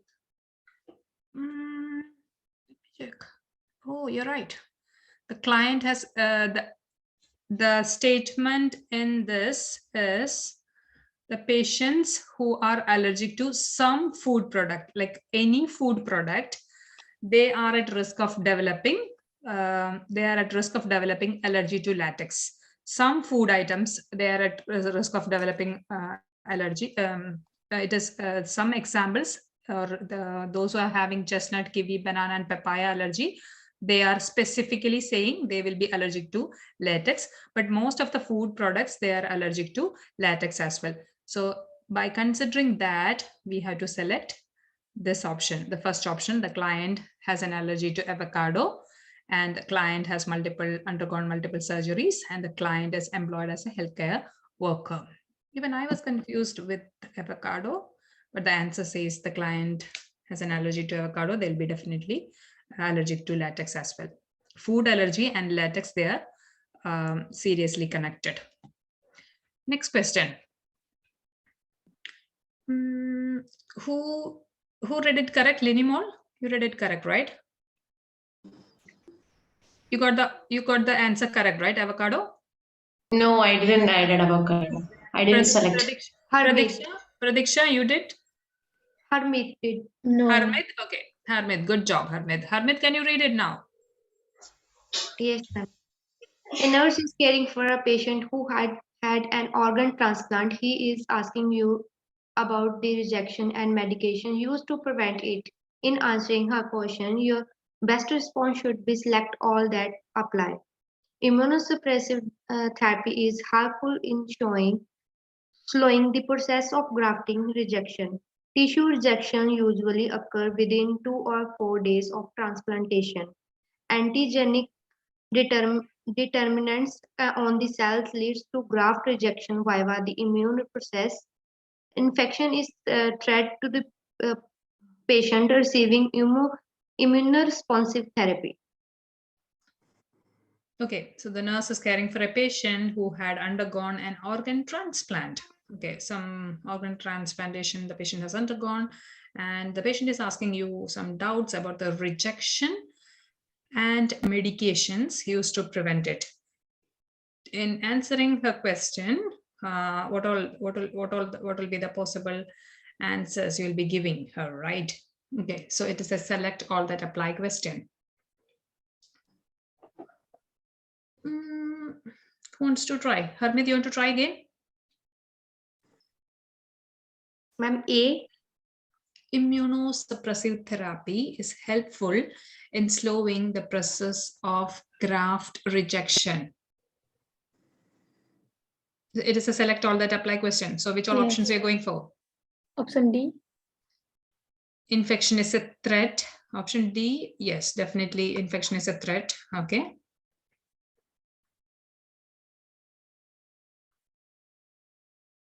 Ma'am, B. I won't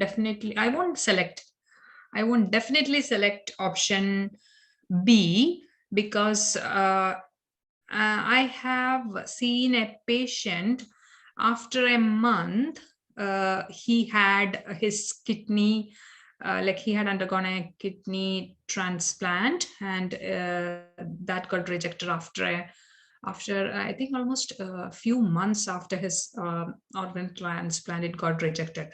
So I don't think that's like they're specifically saying within 2 to 4 days, right? So I'll definitely won't select that option. Infection is a threat. Antigenic determinants on the cell lead to graft rejection via immune process. What about that option? Not sure. Not sure. I think that's correct. That's correct. True. Richa's going with option C as well, right? So A, C, and D, ma'am. A, C, and D you're going with? Mm. Yes, then you are scoring full mark. The first thing, immunosuppressive therapy is helpful in slowing the process of graft rejection, because definitely that's a correct answer, that you don't have any doubt, right? Yeah. Immunosuppressive drugs, when you give, that is suppressing our own immune system, so it will not be considering a new organ as a foreign body, because already our immune system is suppressed. So that's a correct option. Second option, as I told you, there are patients whose they experienced rejection even after months. They can experience organ rejection, and even years after there will be organ rejection. So that option, because they are specifically saying within 2 to 4 days this will happen, so that is not a good option. It is definitely the antigen as a something this, our body is considering that foreign thing as an antigen. Then the immune reaction is taking place in our body. That is what's happening in graft rejection. The new organ is considered as an antigen, then the body is trying to attack by producing antibodies. Okay, so the option 3 is also correct. Infection is definitely a threat because the patient is on immune suppressants or on immune system is suppressed. So infection is a great threat for patients who are undergoing immunosuppressive treatment for organ rejection. Okay. Okay, with that, we are completing immune, some part of immune system we're completing. Is that okay if we go for a break and come back with immunosuppressants? Yes. Okay, so you are eagerly waiting. So take 10 minutes break and come back.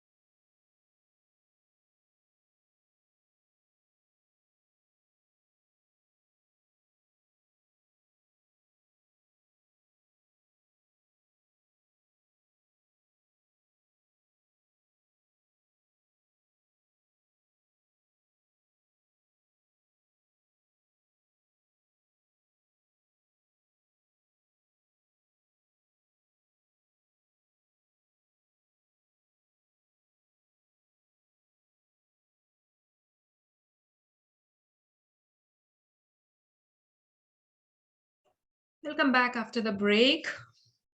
Okay. So after the break, we'll be mainly discussing about a few comfort measure, basic care and comfort, and also first we'll cover immunity medications or immunosuppressions, and then we'll see the basic care and comfort. Okay. Let me share the screen. Is it visible?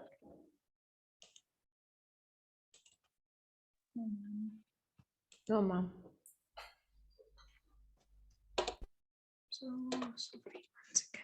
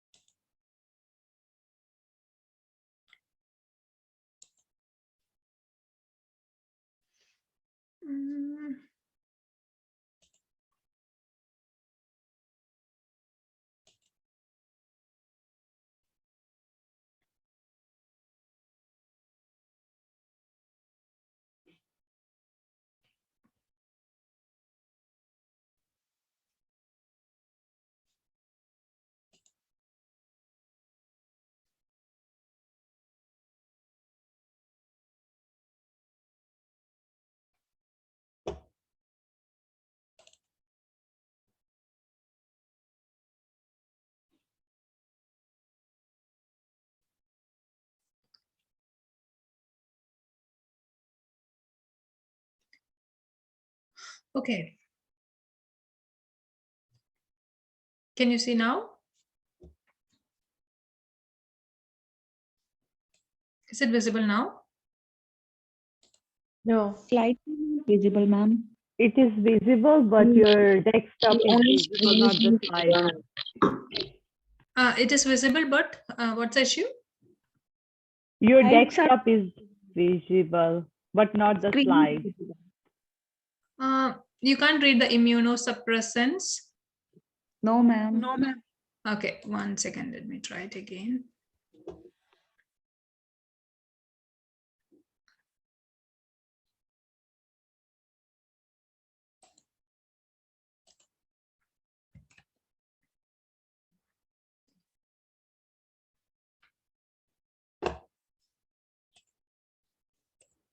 So sorry for the delay.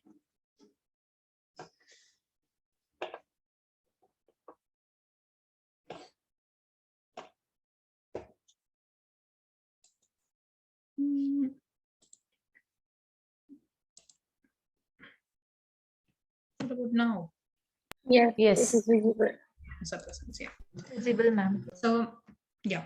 So immunosuppressants, we already learned that we have autoimmune diseases in that antibodies are produced against our own body cells, and it is mainly affecting, or it is mainly attacking our blood cells. And so when we have autoimmune diseases, are all all blood cells will be lesser in amount. That means our RBCs, WBCs, and thrombocytes all will be lesser in amount. Same with immunosuppressants. If you take a drug to suppress our immune system, it is mainly suppressing our bone marrow. So bone marrow is mainly producing our blood cells. That means our RBCs, WBCs, and platelets are produced from bone marrow. So ultimately, this is suppressing all our blood cells. So we know that if our RBC is less, what will be the clinical feature? RBCs are less. What is a typical clinical feature we can see? Hypoxia. What's that, Pratiksha? RBC, red blood cells are low. So what's a clinic? What's a condition called? Anemia.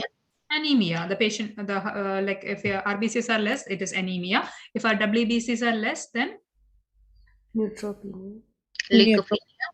leukopenia. WBC is like they are the term is related to leuco. It is white, so white blood cells are low. That is leukopenia. So so if WBCs are less, then what is mainly happening in our body? Infection. Mainly, Infection. we are prone for developing infections. What about the thrombocytes or our platelets? What's the main function of that? Clotting factor. Blood is helping to blood clotting. Blood clotting. If there is, we are at risk of developing bleeding if there is thrombocytopenia. So this we will be keeping in mind whenever we are discussing about immunosuppressants. Okay, and the first drug is hydrochloroquine. The first drug what we discuss is hydrochloroquine. This is the drug of choice in SLE. What is SLE? We discussed just now. Systemic lupus erythematosus. So we know that there will be a butterfly rash will be present, and there will be fatigue because all the blood cells are low in SLE. So the main drug of choice in SLE, the main drug of choice or immunosuppressant in choice is hydrochloroquine. But the action of this hydrochloroquine is a very slow action. It will take if the patient is expecting a sudden result, we have to teach the patient we can expect only slow action from this particular drug. That's an important point you will be keeping in mind as NCLEX point of view. It has a very slow action. Okay, and what is a major adverse effect? So we know that NCLEX is mainly focusing on adverse effects and some of the teaching points of a particular about the drug. It is mainly focusing on what is the adverse effect that can happen to the patient, and also what are the teaching, what teaching we have to give before administering a particular drug to a patient. So in the major adverse effect, the main problem is with vision. It is affecting retinal damage. So it is very important to have annual visit to an ophthalmologist.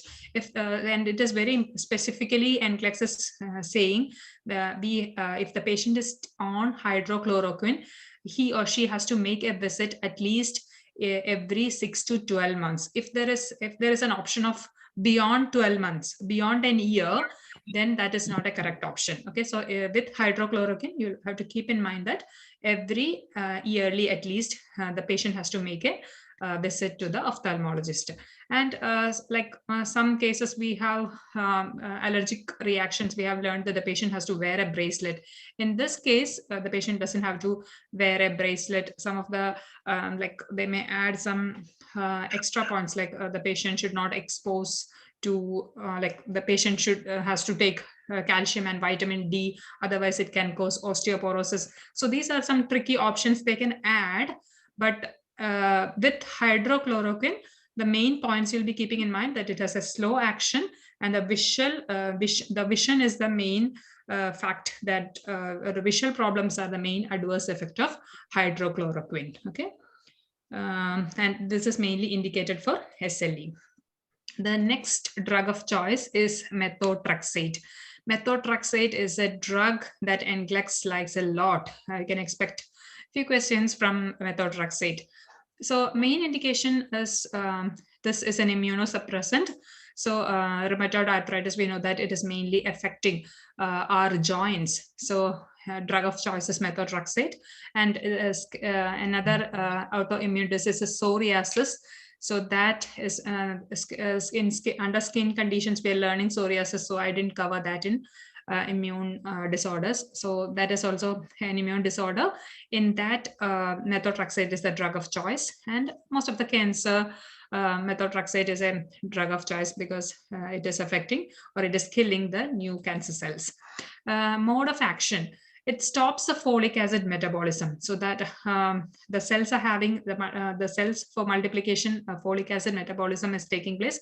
It mainly stops the folic acid metabolism in the cells, thereby stopping the cell production. That's a main action that is happening when we are giving methotrexate to a patient. Okay, mainly it is affecting the folic acid metabolism and in the faster reproducing cells. So what are the faster reproducing cells? It is not only the cancer cells, our blood cells are if the lady is pregnant, fetal cells are multiplying at a faster rate. Blood cells, nails, hair follicles, they are growing or they are multiplying at a faster rate. So when we administer methotrexate, this is going to affect all the cells, fetal cells, cancer cells, blood cells, hair follicles. So wherever it is faster growing, that is going to affect the folic acid metabolism. That is going to kill that particular cells. So this you will keep in mind. So if the patient is, what are the teaching points? So for any drug, any doubts? You okay? Okay. So for any drug, side effects are very important to learn as NCLEX point of view, and also patient teaching. What we have to, if you are administering this particular drug, what patient teaching I have to give to my patient. That is where NCLEX will be mainly focusing in case of any drug. Okay. So before administering methotrexate, we have to make sure that that patient is not pregnant. Okay, so we will be performing a urine pregnancy test, and or we'll be making a blood test, and they'll confirm that the patient is not pregnant or not planning to get pregnant while the patient is taking methotrexate. No live vaccine, like because already it is an immunosuppressant. Then in addition to that, if you take any live vaccines, that is going to that particular infection the patient can develop in the body. So no live vaccines, but flu and pneumonia vaccines, we already learned they are live attenuated, so that is okay.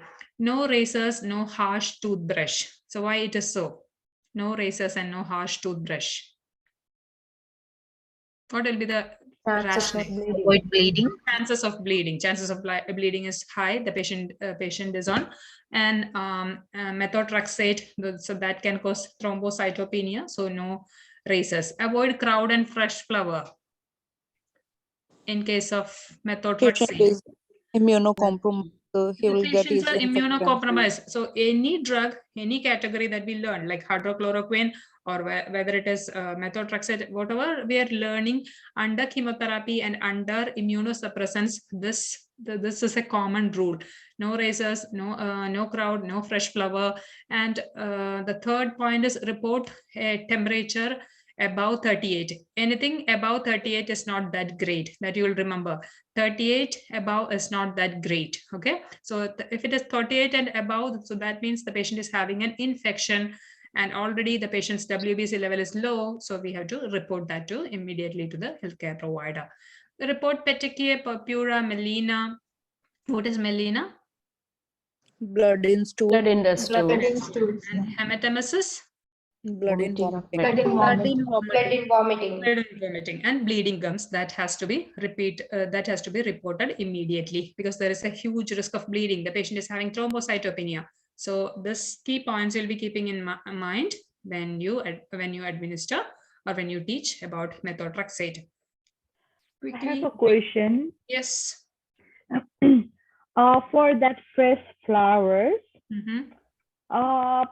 is it only for neutropenic precaution, or every immunocompromised all immunocompromised patients will avoid fresh flower, because there is a chance that the bacteria will be present on fresh flowers, because they will be there will be extra moisture content in those flowers, and there is a chance that bacterial colonization can happen. Yeah. Okay, thank you. No problem. Okay, who was interested to read? When I took a break, I noticed that few more new participants have joined. Anybody wants to try other than our Samriddhi and team? Anybody wants to try? Neha? I think Neha wants to try? No? Come on. Yes, ma'am. Yeah, read it. A patient is prescribed methotrexate for treatment of an autoimmune disorder, which patient report requires immediate assessment and intervention by the nurse. First, I will consult with HCP before discontinuing OCP. I'll notice tiny red rashes all over my arms. I have not had a normal bowel movement in 2 days. I seem to be losing an excessive amount of hair since starting this medication. Which patient report require immediate assessment and intervention by the nurse? Second one. let me read. I will consult with HCP before discontinuing OCP. That's a correct that's something correct, right? Yeah, because there is a huge pregnancy. Pregnancy say it is not pregnancy safe, so definitely it's a good point. So we don't have to intervene. I noticed tiny red rashes all over my arms. Why you selected that, Neha?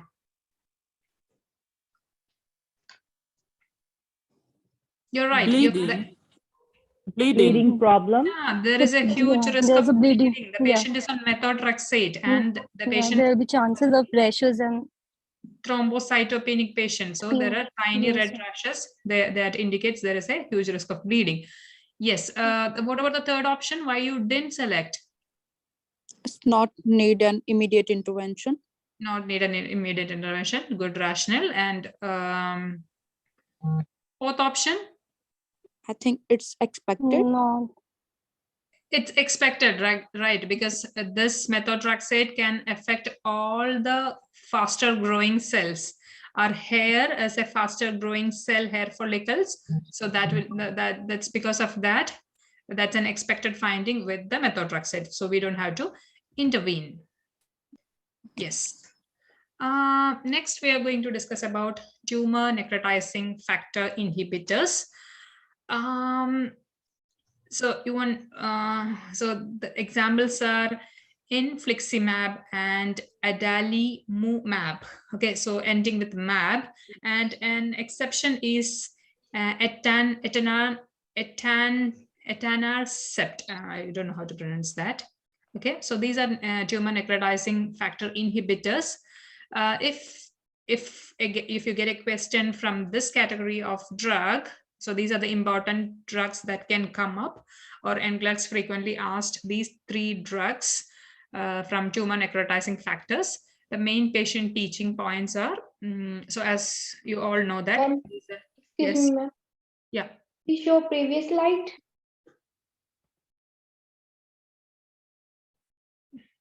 Which one? This one, right?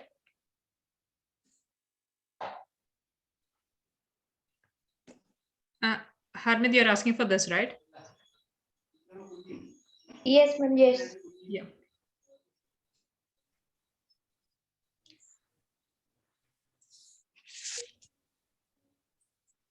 Can I change now?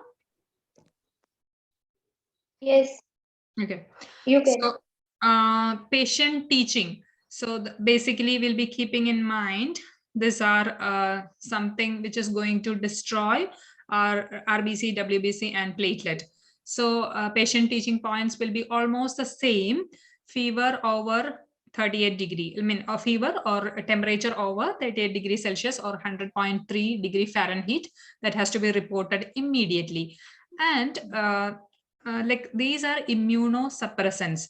So if there says any history of TB or anything like that, there is a huge chance that TB, if there is any latent TB, that will get reactivated or get activated.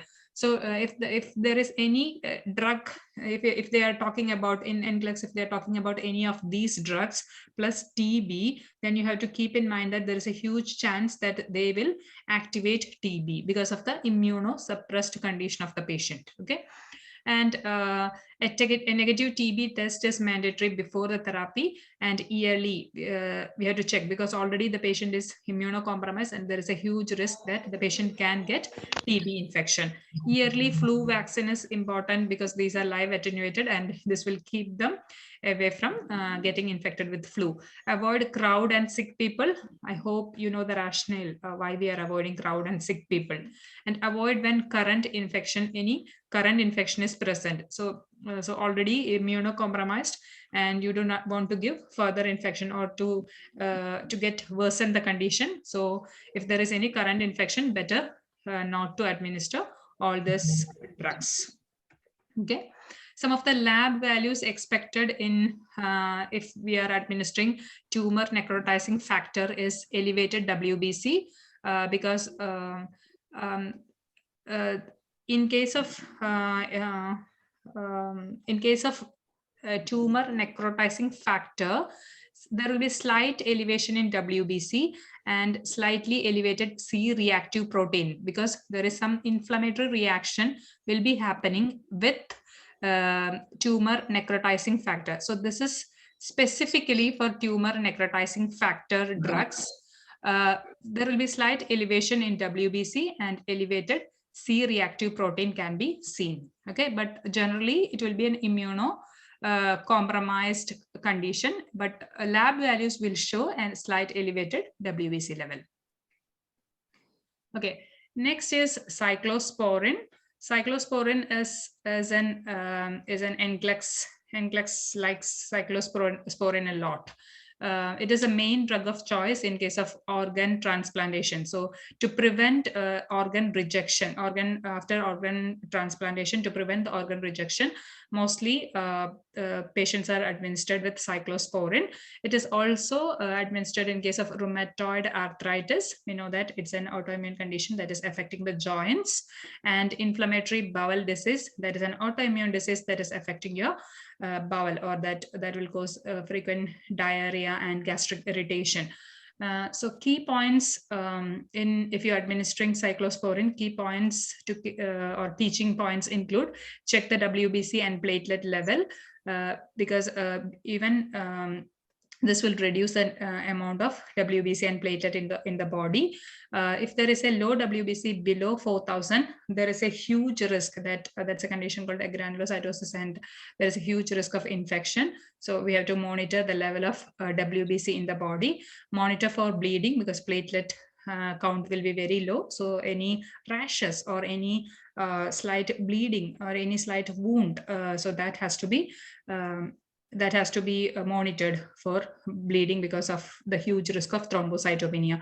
Use contraceptives, because these drugs are basically affecting all the faster growing cells. So this will definitely cause some congenital anomalies in the fetus.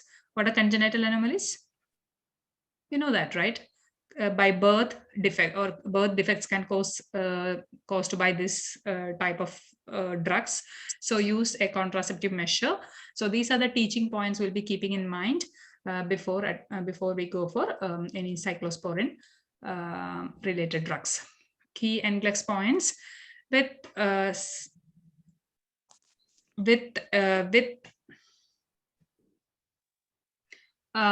cyclosporin, gingival hyperplasia is expected. So there will be some thickening of the gum, and there will be slight bleeding from the gum, that is expected, but not purpuric rashes and other bleeding. But slight gingival hyperplasia is an expected finding of cyclosporin. So that's a frequently asked tricky option. So they may give gingival hyperplasia because that is an expected one. So we don't have to report that to the healthcare provider. Avoid grapefruit juice. So last class when I discussed, I was discussing about a renal medication. Only that medication can be mixed with grapefruit. But whereas most of the medications will be avoiding, because there will be a severe drug reaction, and this will reduce the effect of that particular drug. So most of the drugs, including cyclosporin, we have to avoid mixing it with grapefruit juice. Avoid crowd and sick people. Of course, you know the rationale. No live vaccine. Take medication same time every day. Amanda, you have any doubt? Okay. Take medication same time every day. So that's something NCLEX is focusing on, this particular drug, cyclosporin. You have to take this, you have to instruct the some of the medications, like can you tell me some other medication that the patient has to take early morning every day? Can you tell me? Thyroxine. Levothyroxine. Levothyroxine. Same way cyclosporin has to be taken every same time every day. Okay, so these are the NCLEX points we'll be keeping in mind if you get a question from cyclosporin. Okay, gingival hyperplasia is expected. Grapefruit you have to avoid. Crowd and sick, and these are general points. And take this medication same time every day for the good therapeutic effect. Okay. Now, quickly going to steroids. Steroids, we know that they are they are a kind of immunosuppressants. They are not that that effective or that harmful as other direct immunosuppressants, but steroids have got some immunosuppressive effects as well. So we know that prednisone, dexamethasone, hydrocortisone, these are the commonly used steroids ending with zone. Okay, so these are drugs will be commonly used for immunosuppression. And main indications, as you all know, that all the autoimmune diseases we will be giving as an initial treatment, we'll be giving all methazones, all corticosteroids will be giving. If we cannot manage with that, then we'll be going for the further immunosuppressants. Steroid precaution. So whenever the patient is on steroid, there are few points we have to keep in mind, or we'll be keeping in mind whether the patient is gaining weight. If the patient is gaining sudden weight, that means at least 1 pound every day. So that means it is very important to check the weight of the patient. If the patient is on steroid, there is a chance that the patient can gain sudden weight. If it is more than 1 pound in a day, that has to be reported immediately to the doctor. And there is a huge risk of sepsis because they're immunosuppressants. So there is a huge risk of sepsis, and fever is a priority in that case. And S, that means sugar is increased, or the patients who are on corticosteroids, they will be in a hyperglycemic state, or always their blood sugar will be in a very high level. And skinny, that means they are at huge risk of developing osteoporosis. So you may get a question, the patient is having asthma and the patient is on this particular medications, or the patient is taking a puff of a particular corticosteroid they may mention, and the patient is at risk of developing, definitely if it is a corticosteroid, the patient is at risk of developing osteoporosis. That you have to keep in mind. Okay. And also, if the patient is on corticosteroid for a prolonged period of time, especially asthmatic patients, they will be using the puff, that will be a corticosteroid, and they are at risk of developing cataract and osteoporosis. And always slowly we have to taper off. That means if the patient is taking 100 milligram, then you have to, if the patient the symptoms are under control, then we'll be slowly tapering the dose to 50 milligram, then slowly to 25 milligram, then finally to 5, then we'll be stopping. But all of a sudden, if you stop, what will happen? All of a sudden, if you stop the corticosteroids, what will happen? What's a adrenal insufficiency? Very good, very good. Insufficiency will happen, and you must have learned the complications in the endocrine disorders, what will happen, right?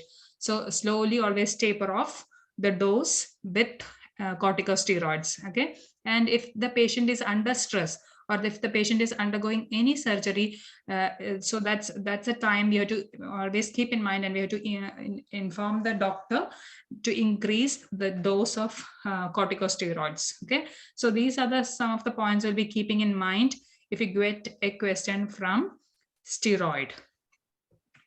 Okay, it's time to see. It's time to see solve a question. Quick question. Danya, can you read it?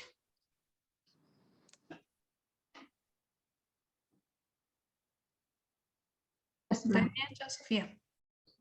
Which of the following is an indication that the client needs additional teaching while taking fludrocortisone? First one, I will to discontinue with medication abruptly. New bilateral pedal edema is normal. The most important value to monitor is my weight. I will report signs and symptoms of infection. Yeah. Sorry for the slides. It needs a lot of editing. I will not discontinue this medication abruptly. That's the first point. I will not discontinue this medication abruptly. What do you think? Is she correct? Is the patient correct? Yes. Correct. Yes. Should not discontinue abruptly. It should be tapered off. Okay. New bilateral pedal edema is normal. It's Yes. Not normal.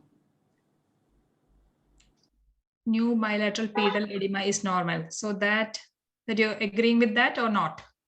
No, it's not normal. It's not normal. So that is something that the patient need additional teaching, right? Okay. The third point. That's the correct one. That's a correct one. The patient is aware that the patient's weight has to be checked. Fourth point. It's also correct. Okay, that's also correct. So, where additional teaching is needed is new bilateral pedal edema is normal. So option 2 you're selecting. With that, we are completing our immunosuppressants. I checked the question banks. There were like general questions about, there are no much specific questions from this part. So with that, we are finishing immunosuppressants. We are moving on to basic care and comfort quickly. Let me stop sharing and share the one. Basic care and comfort. You can get few questions, and those questions are what to say, like I think like as a nurse, if you're a nurse, you can answer those questions without much trouble. Like we all are nurses and we are all working in healthcare setting, and these are the daily activities or daily, it's a part of daily care thing which we are doing, that they are asking in basic care and comfort part. Okay, so just the way we are, like we have to, sometimes they may ask about a procedure, step by step you have to remember, okay, after this what I'll be doing. Okay, so that way you will be coordinating and you have to arrange the sequence in which you will be doing the procedure. So all that things will be coming in basic care and comfort. Okay, so I'm not explaining much of the theory part of that. We'll be discussing few questions, and as a part of that question we'll be discussing the theory as well. Okay, who is going to read? So far nobody, like so far somebody has not read the question, can read it now. Not Amanda, not Fiona, somebody else. Binsi is attending? Yeah. Is Binsi attending? No? Okay. Can I read? Yep. Navjot. Navjot, yeah. Navjot is interested. A 55 years old male client has a 60 FR indulging catheter, urethral catheter with a 5 millimeter balloon inserted to relieve post-operative urinary retention. The nurse observed urinary leaking from the insertion site, the past catheter. What is the nurse's first action? Check the urethral catheter and drainage tubing. Irrigate the catheter with 30 ml of sterile normal saline. Notify the healthcare provider. Removal and reinsert the next large size catheter. Check the urethral catheter and drainage tubing. Check the urethral catheter and drainage tubing. So here we have a 55-year-old male, and he's on a 60. The size of the catheter is 16, and the balloon they have inflated with just 5 ml of water, and there is some leaking from the site. Okay, what is your first action? So this is a common thing which we face in our day-to-day, I mean, in our hospital settings, that there will be some leaking from that. So how we gonna see that? How we gonna check that? What will be our first action? So definitely checking the urethral catheter and drainage tubing. What about irrigating the catheter? Because there is some leaking, right? So why don't you irrigate? Why you're not doing that? Yes. Why you're not doing that? So the correct answer is the first one. Why you're not doing the second option? Why you're not selecting the second option? It is a sterile procedure. We irrigate the catheter in case of retention and when urine don't came up. There's no indication for irrigation. We need an order from the prescriber, from the doctor.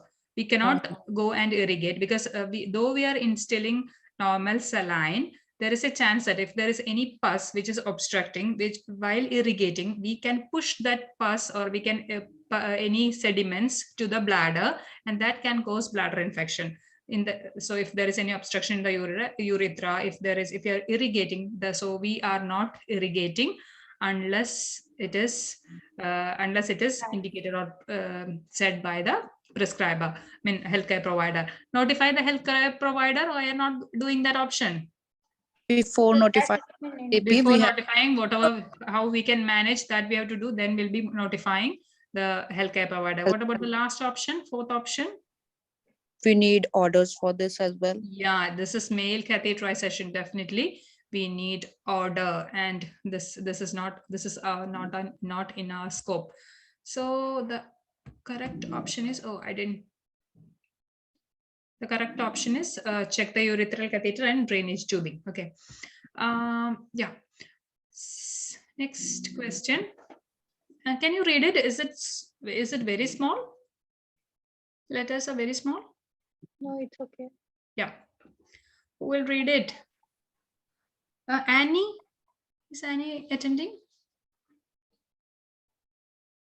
Yes, ma'am. Annie, can you read it? Yep. The nurse prepares to insert an indwelling urinary catheter for a female client. The nurse assesses for allergies, explains the procedure to the client, gathers equipment, and then performs perineal care. Place in order the steps the nurse should take when inserting the urinary catheter. All options must be used. 2. Perform hand hygiene and open a sterile urinary catheterization kit. Use the dominant hand to cleanse the urethral meatus with antiseptic swabs. Use the non-dominant hand to gently spread the labial folds. Apply sterile gloves and place sterile drape under the client's buttocks. Use the dominant hand to insert the catheter until urine return is observed.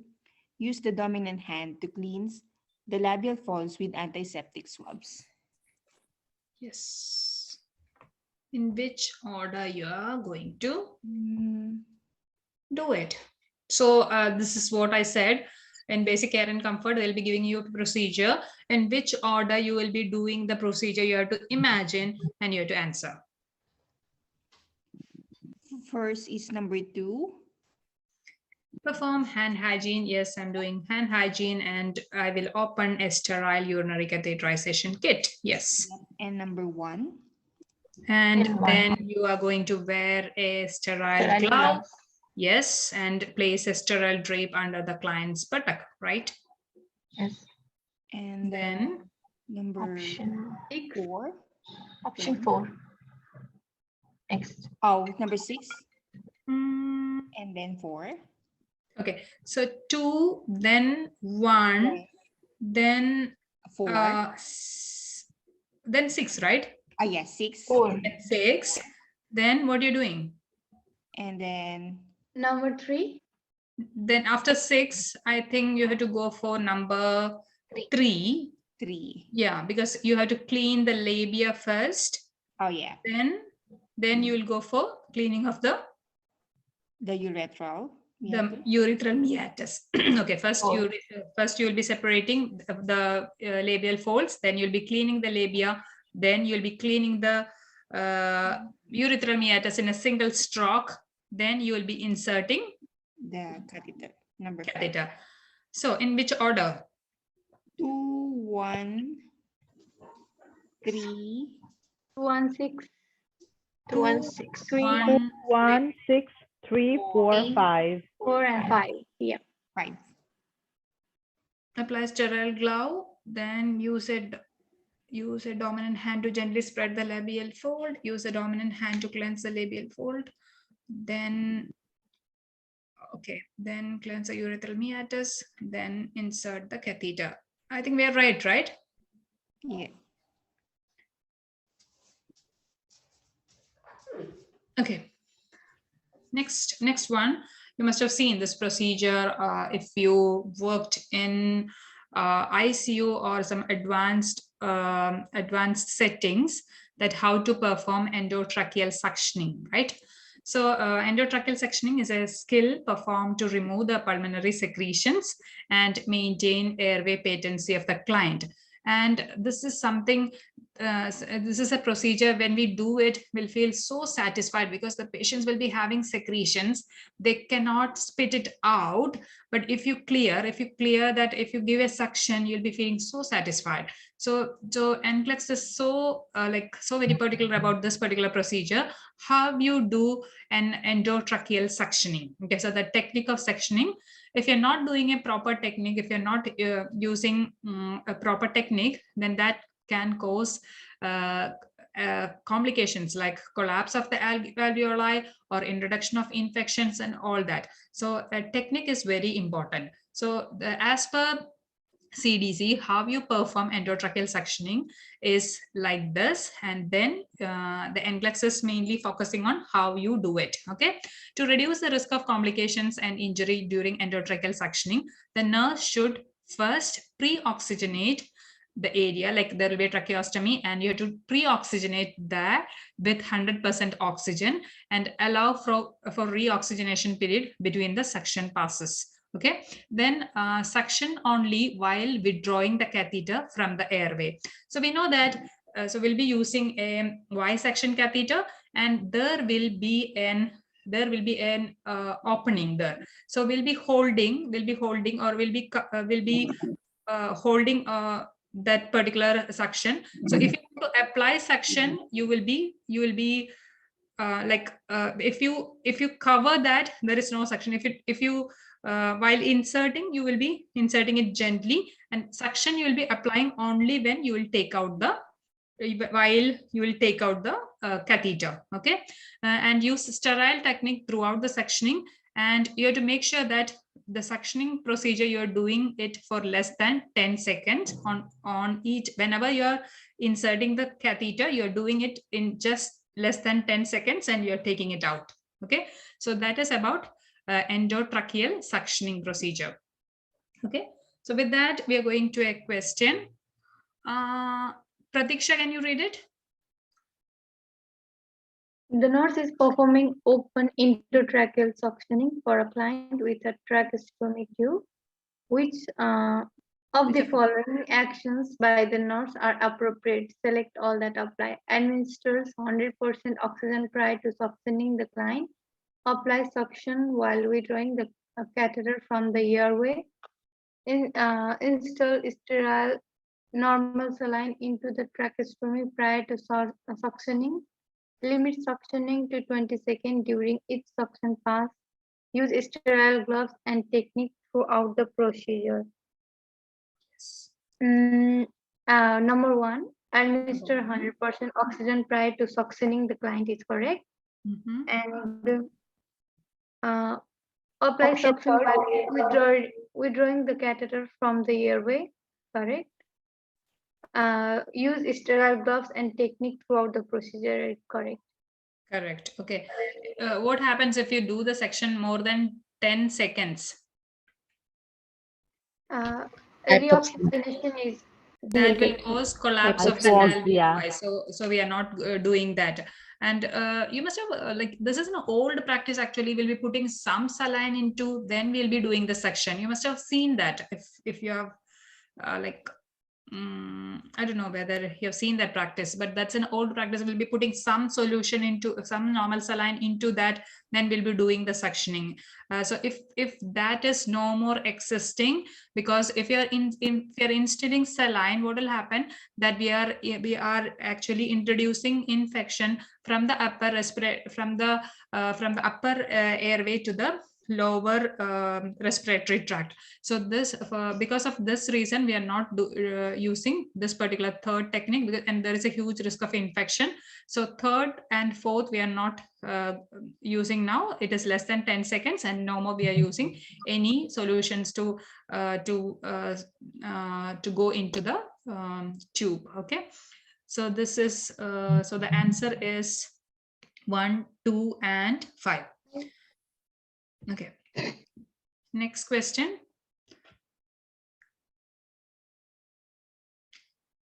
Next question, who will read it? The nurse prepare equipment for insertion of a large brown nasogastric tube for a hospitalized client. Which action should the nurse take to measure and mark the tube? Select all that apply. First, fold tube in a half and mark at the halfway point. Extend tape measure for nares to stomach. Measure from tip of the nose to the earlobe to xiphoid process. Place a small piece of tape at the point of measurement. Use rubber clamp after measuring to mark the point of measurement. Third one is the correct option. Third one. Third one is the correct option. And Fourth. Fourth one.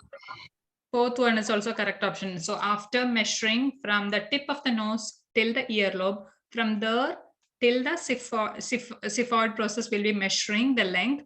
Then we'll be putting a tape so that we can the easily removable tape will be applying to that particular point of measurement. Then we'll be slowly starting inserting the NG tube. Then we'll by when it reaches till the tape, we can make sure that we have inserted adequately, or that the measurement is correct. Okay, so 3 and 4 are the correct options. And which position will be giving for a patient if we are going for an NG tube insertion? Which will be the position of the patient? Paulo position. Fowler's position will be giving for patient with if you're going for NG tube insertion. And yeah, so the answers are correct. Okay, now next question. We'll read it. Procedures are appropriate for the nurse to use when obtaining an adult client blood for a laboratory test. All that apply. Avoid the arm on the affected side after a mastectomy. Do not make further attempt to withdraw blood if unsuccessful on the first attempt. Third, if necessary to use an arm with IV push infusing, draw proximal to infusion point. 4, insert the needle bevel up to the 15-degree angle to the skin. 5, obtain a finger capillary specimen from the middle of the finger pad. 1, avoid the arm on the affected side after a mastectomy. So if it is a left side mastectomy, you will not take blood from the left hand. Okay. So that point we all are okay with. Second one.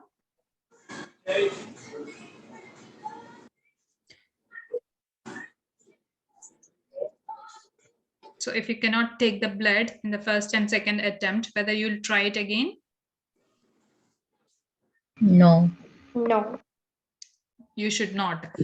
You have to call another nurse or another healthcare professional, to a phlebotomist or a doctor to draw blood from the patient. Okay, no, you should not try it again.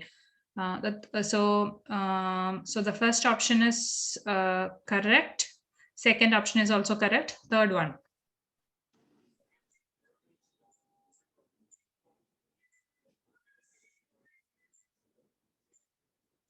Correct.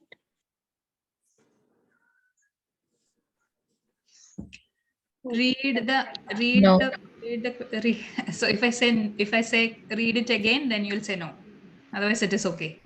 Why it is, where it is wrong?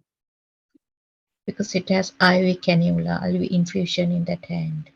So there is IV cannula in the hand. If you're not at all getting any vein, then it is like, as per CDC, it is okay to take the blood from that hand, but not, so it is written proximal. Draw proximal to the infusion point. We can take. It should be distal. It should be far it should be away from the infusion point. Okay, then it is okay for CDC. So then definitely it is okay for NCLEX as well.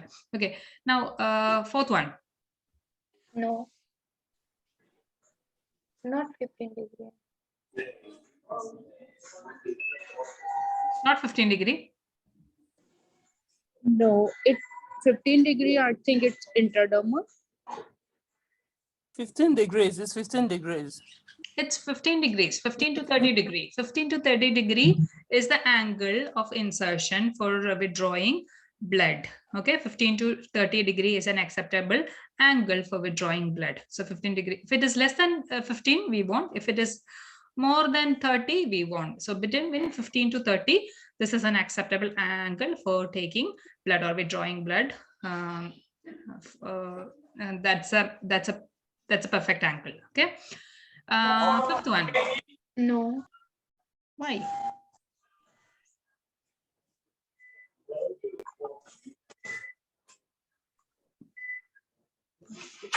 Capillary specimen. So we are taking capillary specimen from the finger. So which all fingers are best for taking capillary specimens? By the side of the finger. The side of the finger. Which all fingers? We have 5 fingers. Which all fingers Index and middle the finger. index finger, but by the side, not in the middle of the finger. So you will go for index finger? You'll go for index finger? Never. Ring finger? Ring finger. Third and fourth fingers are the best for taking capillary specimen, because index finger, whenever if at all you are doing any blood glucose test or any procedure on the index finger and the thumb, they are the most used fingers. So please don't use these 2 fingers. The other 2 fingers are actually taking rest. So these 2 are the best options. The third and fourth fingers are the best options for taking any procedure, especially for any pricking of the finger. If you're going for third and fourth finger, you have to select. And also, where you gonna prick? Where you gonna prick? By the side of the by the sides. Why not on the fingertip? Why not on the fingertip? Sensitive, too sensitive. It is too sensitive, and there are so many nerve endings, and the pain will be more if you're pricking at the tip. Instead, you have to prick at the sides, not at the. Here it is saying it is from the middle of the finger pad. So if this is the finger pad, middle of the finger pad, this is not a good side, but rather you'll be pricking on the sides. Okay. So that's the best side for taking any capillary specimen. So which all options we're selecting finally? First option, second option. 2 and 4. 4. Okay, 1, 2, and 4. Let me check. 4 is there. Okay, 4 I didn't. I didn't type 4, so that's okay. But 4 is a correct option. Okay, so we are going to the next question. Read it fast. We have limited time. We have just 15 minutes. The nurse takes the precaution of oxygen used to the client with emphysema being discharged with a nasal cannula and the portable oxygen tank, which the client statement indicate the need for the further teaching. Selected apply. I can apply Vaseline to the nose when my nostril feel dry from the oxygen. Second, I can cook on my gas stove as long as I have a fire extinguisher in the kitchen. Third, I can increase the liter flow from 2 to 3 liters a minute whenever I feel short of breath. Fourth, I should not polish my nails when using my oxygen. Fifth, I should not use a wool blanket on my bed. Yeah.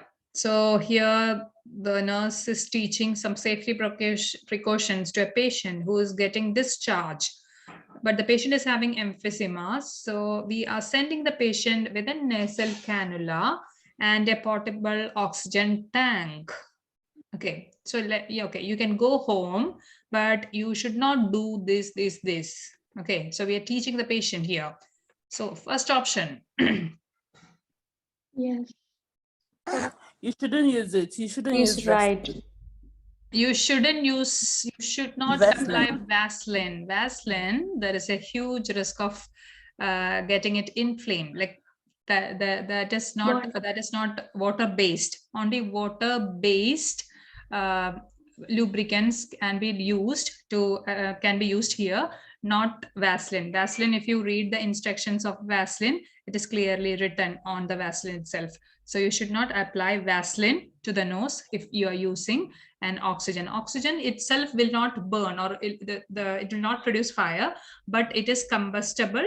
But it can it is combustible. Like if there is fire, this will actually feed the fire. This oxygen can increase the amount of fire. So you should not apply Vaseline while you're using an oxygen. If you have an oxygen tank, you're carrying an oxygen tank all the time, you should not use Vaseline. Okay, so this can cause some, like this will add to this is not safe. Okay, second one. Correct option. I can cook on my No. No, because No. there is fire and we are carrying oxygen, right? Oxygen can actually feed, like increase the amount of fire, because oxygen is good for like to have more fire. Third option. You can't increase. You can't increase. If you feel that if you're short of breath, what do you have to do? You have to inform the healthcare provider. You yourself should not increase, because that is going to that is actually that is worsening your condition, because your brain is getting suppressed with oxygen. Your brain is actually suppressed because the body is getting oxygen. The brain will not get adequate stimulation to take the oxygen, so that will worsen the condition. So you should not administer, or you should not increase the amount of oxygen to 6 liters. Okay. I should not polish my nails when using my oxygen. What about that? Correct. Yes, correct. Correct. It's correct. It has some acetone, and that can cause fire, the production of fire. So you should not use nail polish. The last option. You shouldn't use woolly blanket because it Wool triggers fire. blankets. Wool blankets are also there is a static force, or there's a chance of friction, and that can cause fire. So you should not use a wool blanket or a wool cloth. Instead of that, what you can use? Cotton you can use. Cotton you can use. So you're going with which all options finally? 1, 2, and 3. Indicate further teaching. 1, 2, and 3. Okay, third and fourth option, the patient is correct. So yes, next question. Quick. The nurse is preparing to administer a unit of packed red blood cells to the 16-year-old with a blood loss anemia. The client currently has D5W infusing through a 20 gauge IV catheter. Which action should the nurse take? Attach the blood transfusion set to the port closest to the client on the existing IV tubing. Discontinue the 20 gauge IV catheter and restart an 18 gauge IV catheter. Discontinue the dextrose 5. Flush the IV catheter with normal saline and start the transfusion. Run the blood transfusion as the IV piggyback to the infusion pump. Yes.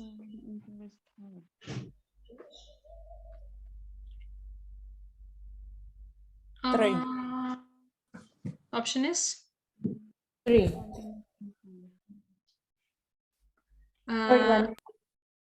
Third one is option. Discontinue. What is D5W?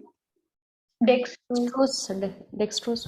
5% dextrose and Water. Yeah. D5W. Discontinue D5W.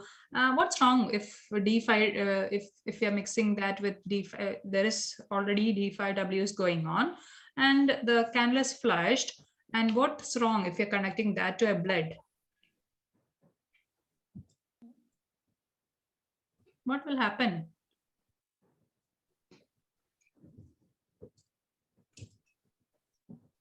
Is it an isotonic solution, D5W?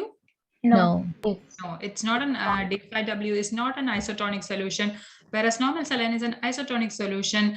Only normal saline or isotonic solution will go with blood.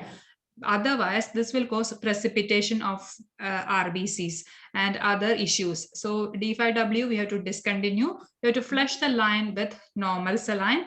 Then we have to start the infusion. Okay. So you're clear with the option, right? Yeah, clear with the option. Can we run the blood in through infusion pump? No. Actually, yes, we can run in an infusion pump, but here they haven't flushed. They have not specified that they are flushing it with the like they are not changing the they are not changing. It is already D5W, and they have not mentioned that they are changing the tubing or something. So that's why we are not selecting that option. There is no harm in giving as an infusion pump, an infusion pump. Okay. Okay. So the option is 3. Next one. Read it fast. We have few more questions. To the inpatient trauma unit after sustaining in providing culturally competent care for this client, which consideration is most important? First, allowing the client husband to be with her during clinical examination. Second, assessing the client to be private room. Third, ensuring the female healthcare worker are available to provide care to the client. The fourth one, obtaining the service for a local Muslim imam. Option 3. So which is the safest option? Option 3 is the safest option because ensuring that a female healthcare worker is available to provide care to the client all the time. That's the best option because Muslims, they cannot expose their body to an male, especially female patients, they cannot expose. So if at all, if it's a female patient, make sure that there is a female healthcare worker. If the doctor itself is a female, it's fine. If it is a male doctor, then definitely there should be a female healthcare worker should be present, and either a nurse or another female doctor should be present when they're examining or when they're doing any procedure. Okay. Next question. The unlicensed assistive personnel report finding a reddened area on the client sacrum during a path, which is the nurse priority action. First, direct the UPA to apply a protective foam dressing. Second, document result of the Barden scale in the electronic record. Third, notify the healthcare provider for perform an assessment on the client's skin.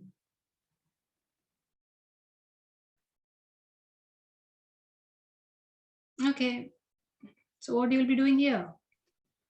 You are the registered nurse. Okay, you are the registered nurse, and your assistant or your unlicensed assistive personnel or an healthcare, an AIN or an EN has come to you and said, "Oh, there is some red area in that patient's sacral area." What you will do? What you will do first? Assessment. Assessment. You have to go and see. Though you are busy doing some other procedure or you are busy recording things. The first thing what you have to do here, you have to do an assessment. Then you have to see for the interventions. Other than seeing that condition or other than assessing, you should not give any interventions. Okay. So this is a direct question and the answer is easy. Next one, another easy question. Linimol, can you read it? The nurse plans to start an IV line on a female client hospitalized with pneumonia. The nurse reviews the electronic medical record for relevant information and learns that the client is right-handed and has a history of a left-sided mastectomy with a lymph node removal. Which site is the best for the nurse to select for the IV for the client's IV line? Basilic vein for the left forearm, cephalic vein in the right antecubital space, median vein of the right forearm, radial vein of the left wrist. Patient is right-handed. Second one. Who selected the second option? Pratiksha? Pratiksha selected the second option. No, changing the option now. Read carefully. In NCLEX, you don't have to hurry up actually, but you should not be so relaxed, but you can take your time and you can think. Okay, so they are just trying to confuse you. They have given that the patient is right-handed, but undergone left side mastectomy. Okay, so where you will be focusing on, right hand or left side? Right hand. Right hand, right. right hand you will be focusing on? Yes. So the patient has undergone right-sided Left mastectomy. side is Left side mastectomy. So left side, whether you will be going for the procedure? No. No, right side. No, right side. Okay, so that way, right side you have to focus. Right side you are going. Okay, from the right side, which particular vein you are selecting now? One is in the elbow, and the other is in the forearm. Right, in the right The option. pelvic vein One in the is in the. right. Huh? Number 2. Which one? Second option or third option? The second one. Why second one?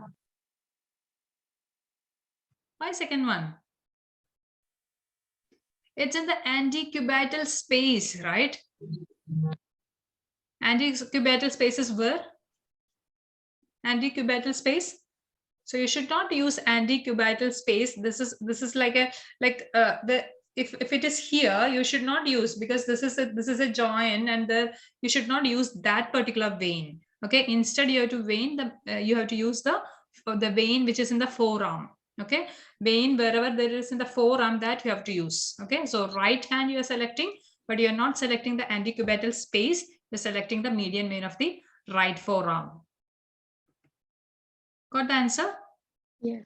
Suppose if you have like if they are doing any procedure, if they are keeping a cannula in the antecubital space, that's the area where you're moving, almost like mostly you're moving that area. So you should not use that particular space area for any procedure. I mean any cannulation or anything.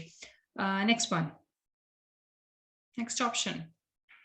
The hospice nurse is providing end-of-life care to a client who is experiencing anorexia and cachexia. Which interventions are appropriate? Select all that apply. First option, allow the client to refuse food if not feeling hungry. Ask if the client is experiencing any pain or nausea. Involve the client in meal planning and food selection. Plan for loved ones to share meal times with the client. Fourth, provide oral care before and after meals to alleviate dry mouth.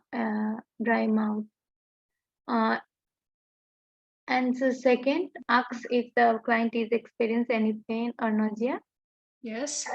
Involve the client in meal planning and food selection.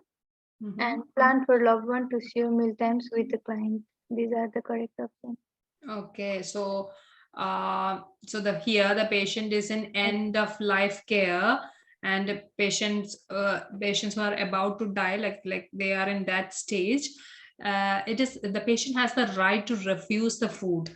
Okay, and so in this case, the option 1, we have to select the option 1 as well, because the patient has the right to refuse the food, and the patient has the right to refuse the medicine as well. Okay. So because of that rights, because of the patient's rights, we have to include option 1 as well, allow the client to refuse food if not feeling hungry. Okay. We can definitely educate, but if the patient is adamant and if the patient says, I don't want, then you have to respect the patient's right, and you should not force the patient again for having food. Okay. One more question. Just a moment. In the previous question. Yeah. Every answers are right, correct, right? Yeah, all the answers are correct. Yeah. Okay. Next question.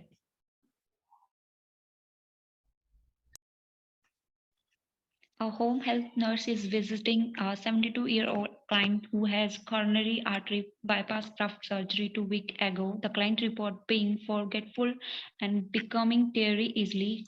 How should the nurse respond?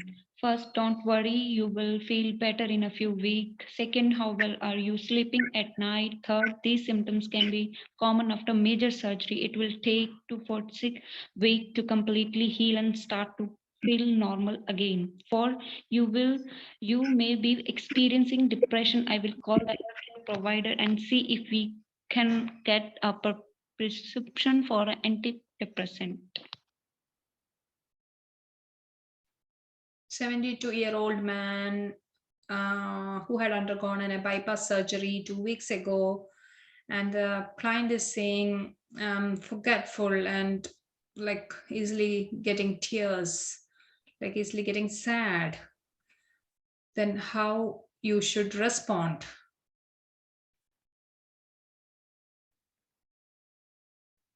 Second one. How well are you sleeping at night? So here the question is important. Here the question doesn't say what assessment you're doing or what question you will be asking. Here the patient is telling you something and you have to respond to that patient, not by asking another question actually. Here you have to give an explanation to the patient. So how should the nurse respond? Okay, so if the question was like what assessment the nurse has to do, if the question was that way, probably the second option would have been correct. But here how the patient respond to a patient who is teary, like, so another question is not a proper response or proper response from the nurse. It should be an explanation. Okay, so the Answer patient 3. Answer 3 is actually option 3 is covering it is common.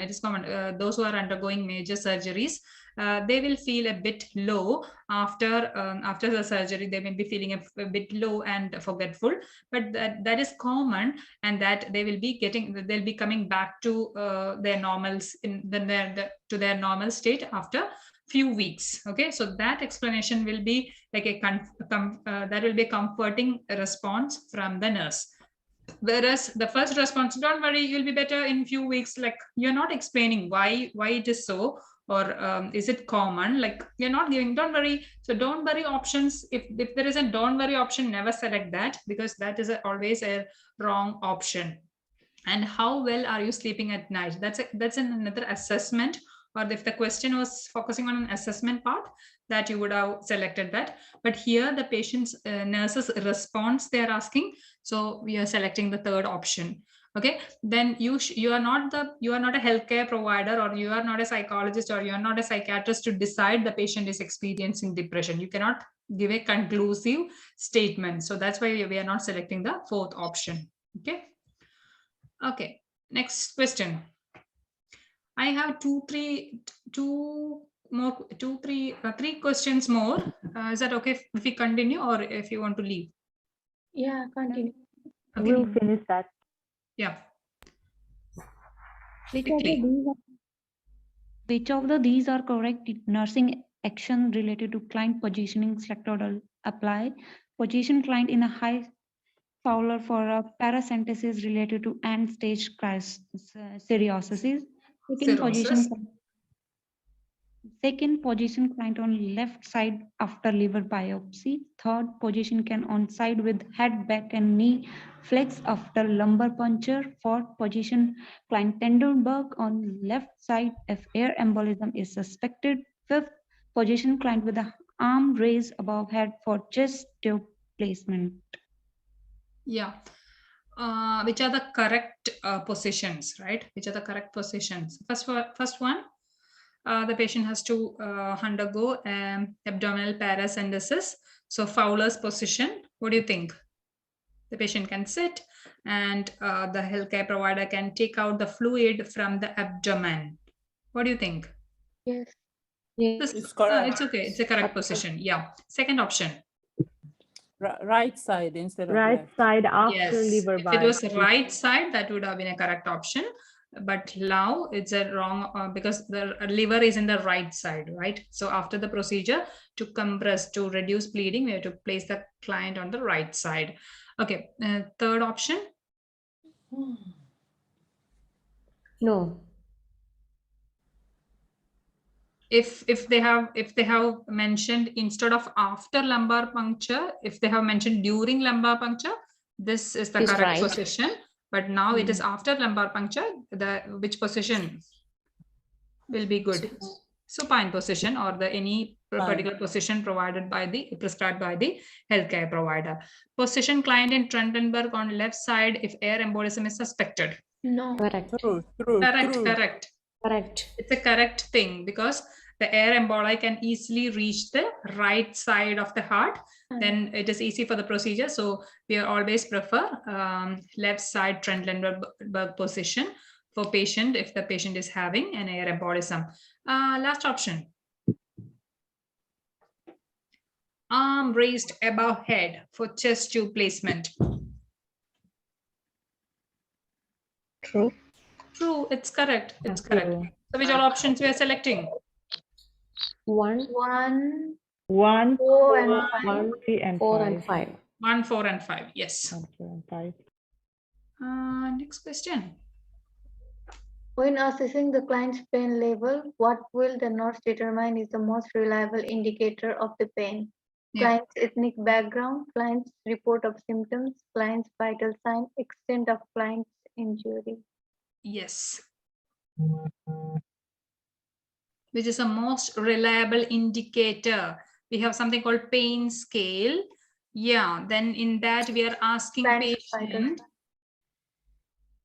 We have something called pain scale. In that we are asking in a scale of 0 to 10, 0 being the lowest pain and 10 being the worst pain, how much is your pain? Right, that's our pain score. So which particular indicator is the most reliable? Second one. Second one. If the client says I have 10 out of 10 pain, that's the most reliable thing. Okay. Of course, in psychiatric conditions and other conditions we have to consider, but in a normal patient, if it's a client's own report, is the best indicator of patient's level of or most reliable indicator of the patient's level of pain. Okay. Yes. Next question. Next question. I think this is the last question. Who's the lucky one? Who's reading that? Blood transfusion is prescribed for a client experiencing complication of sickle cell anemia with a hemoglobin level of 6 gram per dl, which of the following action by the registered nurse are appropriate. Select or apply. 1. Ask licensed nurse to verify client identifier and blood before administration. 2. Delegate all the vital sign measurement to the unlicensed assistive personnel.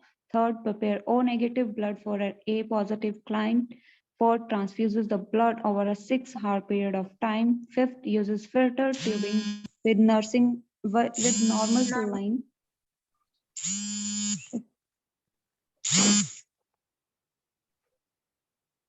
To administer blood.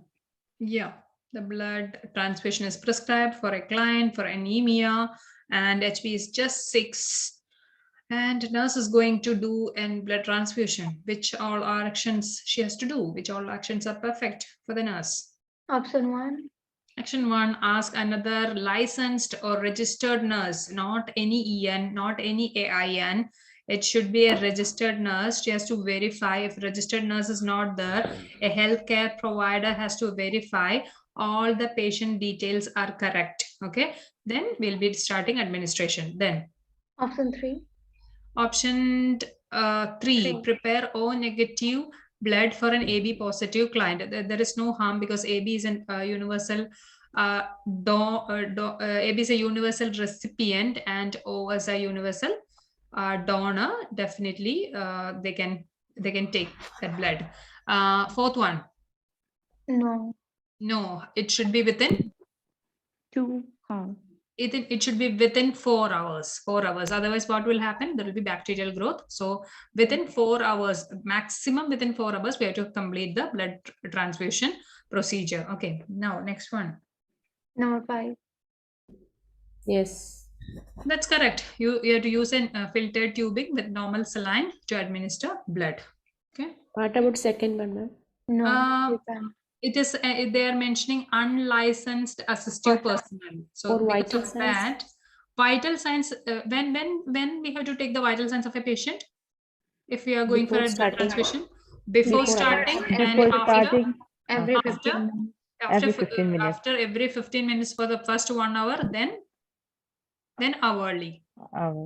Okay, so but here they have just to that's a tricky option actually. delegate all the vital sign measures to an unlicensed assistive personnel. You yourself, if you are the nurse who is administering, you will be with the patient for the first 15 minutes and you will be checking the patient's vital signs, not your assistant or an unlicensed person. Okay, last question. The nurse is reinforcing instruction to a client on collection of a sputum specimen for culture and sensitivity. Which of the following client statements indicate that teaching has been effective? Select all that apply. I should rinse my mouth with water before collecting the sputum. I will be careful not to touch the inside of the sputum cup or lid. I will inhale deeply a few times and then cough forcefully. It is best to collect the sputum midday when my secretions are loose. It is helpful if I am sitting upright when I collect the sputum. So option 1 is correct. Option 2 is correct. And option 5 is correct. I will inhale deeply for a few minutes, then cough forcefully. Yeah, that's correct, because that will give you more more of your lower respiratory tract secretions and will get a better specimen. Yeah. Fourth one? No. It's wrong. So Early which is the morning. best time? Early morning is the best time. Very good. And last one? Yes. Is helpful when sitting upright. It is very good. It is really expand and it will give you a better specimen if you're sitting upright. Okay. So with that, we are concluding today's session. You have any doubts? No. No. Okay. Then have a good weekend. Okay. See you in the next class. Thank you so much. Thank you. Thank you, ma'am. Thank you.